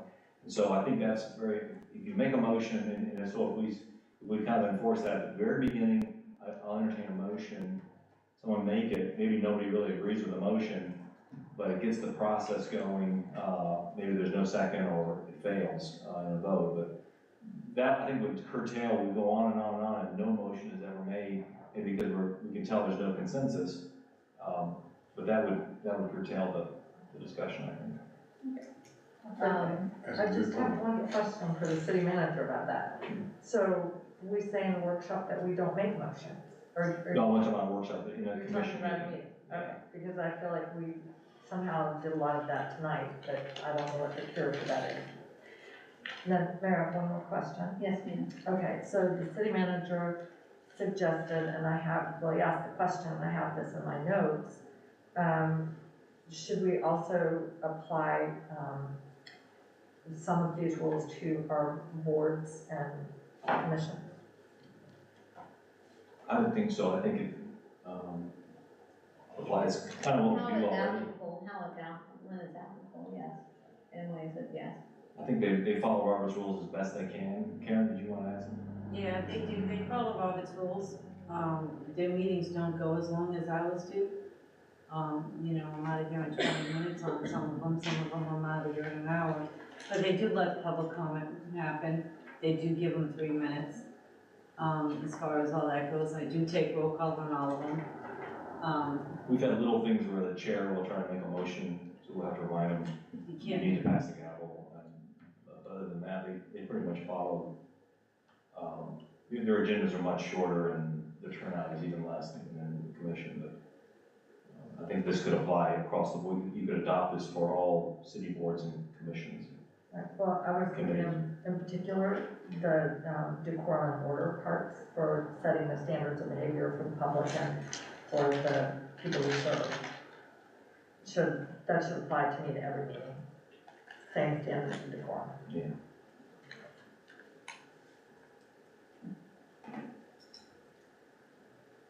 Is that it? Yes, thank you. Anything else? So I'll rework this and bring it up on Thursday for final discussion. And you have the opportunity, we advertise the resolution, the title's very generically adopting rules and procedures. So it'll give you the opportunity, if you want to pass this as a resolution on Thursday, you'll have that option. Can I ask my question now? Oh. Yeah. Can I say this, man? In the past, it looked like when we have these workshops and we think we got everything worked out, and then when we get ready for the meeting and ask for a motion, then we got to go all over it again. That's time consuming. Yes, sir. It is very much. Now, I think when we have the workshop, we should iron out the problem during the workshop. Be ready when it comes up, So make a when- motion and move on. Yeah, so when it comes up, for a motion, we should be able to not to have to check our notes or whatever and go ahead and pass it. But we'll get into another debate. Well, we had a debate during the workshop. So I think what we need to do is get it all out during the workshop. So when we come for the city commissioner meeting, for the actual meeting, we get our mind set and go ahead and vote and pass it or turn it down. Absolutely, so I'm gonna open it up for public comment. My chicken, I told him, oh, I'll be home by 7 o'clock, just keep it warm for me. That'd be quite dry at this point in time. Yes, ma'am. I don't even, like I said, I don't recall now because we had so much stuff going on. When can we ask questions? When can the public ask questions? You can speak during the public comment, you can ask questions, it doesn't necessarily mean you're gonna get answers.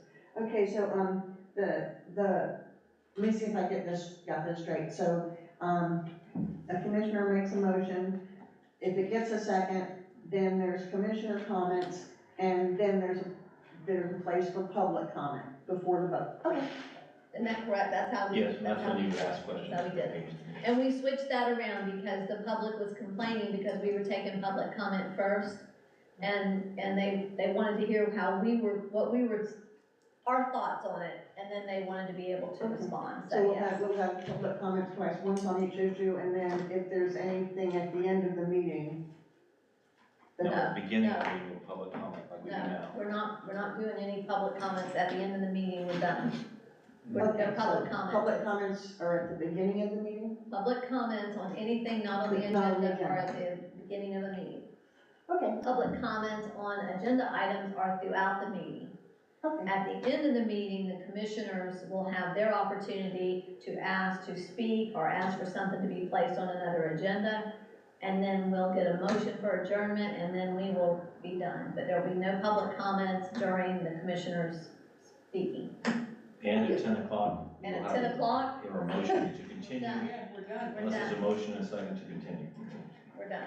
Okay, and Mayor, Yes, Commissioner DeVito. it would be my recommendation that we not try to have this on the agenda for Thursday. We made a lot of changes, and it's my understanding that our attorney has not reviewed this, and there's a couple of items we've asked him to have answers on. I think it would be a better product if we would defer this for consideration to February. That's, Coming on the meeting tonight. yes, you wanna put it on the February agenda, so commissioners, I'll let you decide, you wanna do it on, No, I think we can go ahead, I think Bobby can take a look at this and before, You can comment when we Yeah. bring it up. do you have enough time before Thursday to do it? Okay. And Bobby, there's only a few things that Bobby has to really, right, just to kind of make Yeah. I would say if Bobby can come up with it, fine. If he can't, then we need to. yeah, and if Bobby, it is What was on he the gonna say? agenda. He'll let us know if he can't get it. We were gonna have him check on the order of a business item, and we decided instead to just have a motion first. Yeah. What else was he gonna check? He was gonna check on signs, on the sign. Oh, on signs in the meeting, he can just fill us in. And, First Amendment stuff. Well, yeah, yes, Commissioner DeVito? yes, and also, are we allowed to require people to provide their names and addresses? That was Yes. the main item that came up. But I would just like to point out when you have to get filled in by Bobby at the meeting, that is something that takes quite a bit of time. If we did this in February and Bobby could get with Charles and then they could come up with a final version and he could provide us his advice in writing, it would go much faster. Well, we have it on the agenda, and so if for some reason Bobby can't get that, or if one of the commissioners feels like that it needs to be moved, they can. Three of you feel like. Exactly, well, I was gonna say, they could make a motion, and then if the majority felt that way, then we could do that. But right now, it's on the agenda, and it sounds to me like the other commissioners are, if they can move it then, let's move it then. Okay? I will say one thing. Yes. I like the thing when you asked the audience if they wanted it before and after, and they put their input in it. And I think that helped in this particular thing, rather than sticking just to the strict way we did it. I thought that was very personable and very, very well done. Well, we tried, because this is, you know. I like that, because a lot of them, I was sitting here trying to read them as well. They can't argue with that decision. And No. that's it, and they wanted to do it, and a lot of them got their questions answered while we were going through the process, and afterwards. I thought it was very good. Thank you. I do want to mention, just so I don't forget, on Thursday, we have a ribbon cutting ceremony this Saturday at 1 at the Sweet Treats is finally gonna open. So they're doing a ribbon cutting, if you want to be there for the photograph and kind of check it out. It's right down in the central here at the old furniture mill, old arches in front. Across from the Crescent. This Saturday at 1. They're not officially opening, grand opening, they're doing a soft opening, I think. They'll be open for the Sunsets event and then open 100% after that. So just to let you know, in case I forget on Thursday to remind you. I'm gonna make some announcements too. We've got a lot going on next weekend, but this is, in the meantime, Martin Luther King March is Monday, and they're still trying to, I think, coordinate that, so. Meet at 9:45 at the bank parking lot. Okay. We'll walk to Eveline Park. Eveline, so if you can just get everybody you can, Commissioner Banks. I don't know if I can walk it, I might have ride You on. can ride, no, you can ride, you don't Be the have to golf walk, cart, you can ride on a scooter. I'll have my golf cart down there, you can drive my golf cart. How's that? Good, that's good. But if please announce it at church tomorrow night, I know it's Wednesday night, a lot of churches are Wednesday night, so please announce it. I'd love to fill the streets. Last year, we only had, about 20 maybe. I'd really like to fill the streets. Yeah. And I know it's short notice, we'll get the signs out, hopefully tomorrow. They're, No, Veronica's. the young lady, I'm gonna respect that, the young lady is working on it. Yes. So, That's anyway, Saturday, right? no, Monday. Monday. Yeah, March is Monday, though. Ribbon cutting is Saturday. Sorry. That's okay. Okay, with that, this workshop is adjourned. Thank you all. What we got a lot?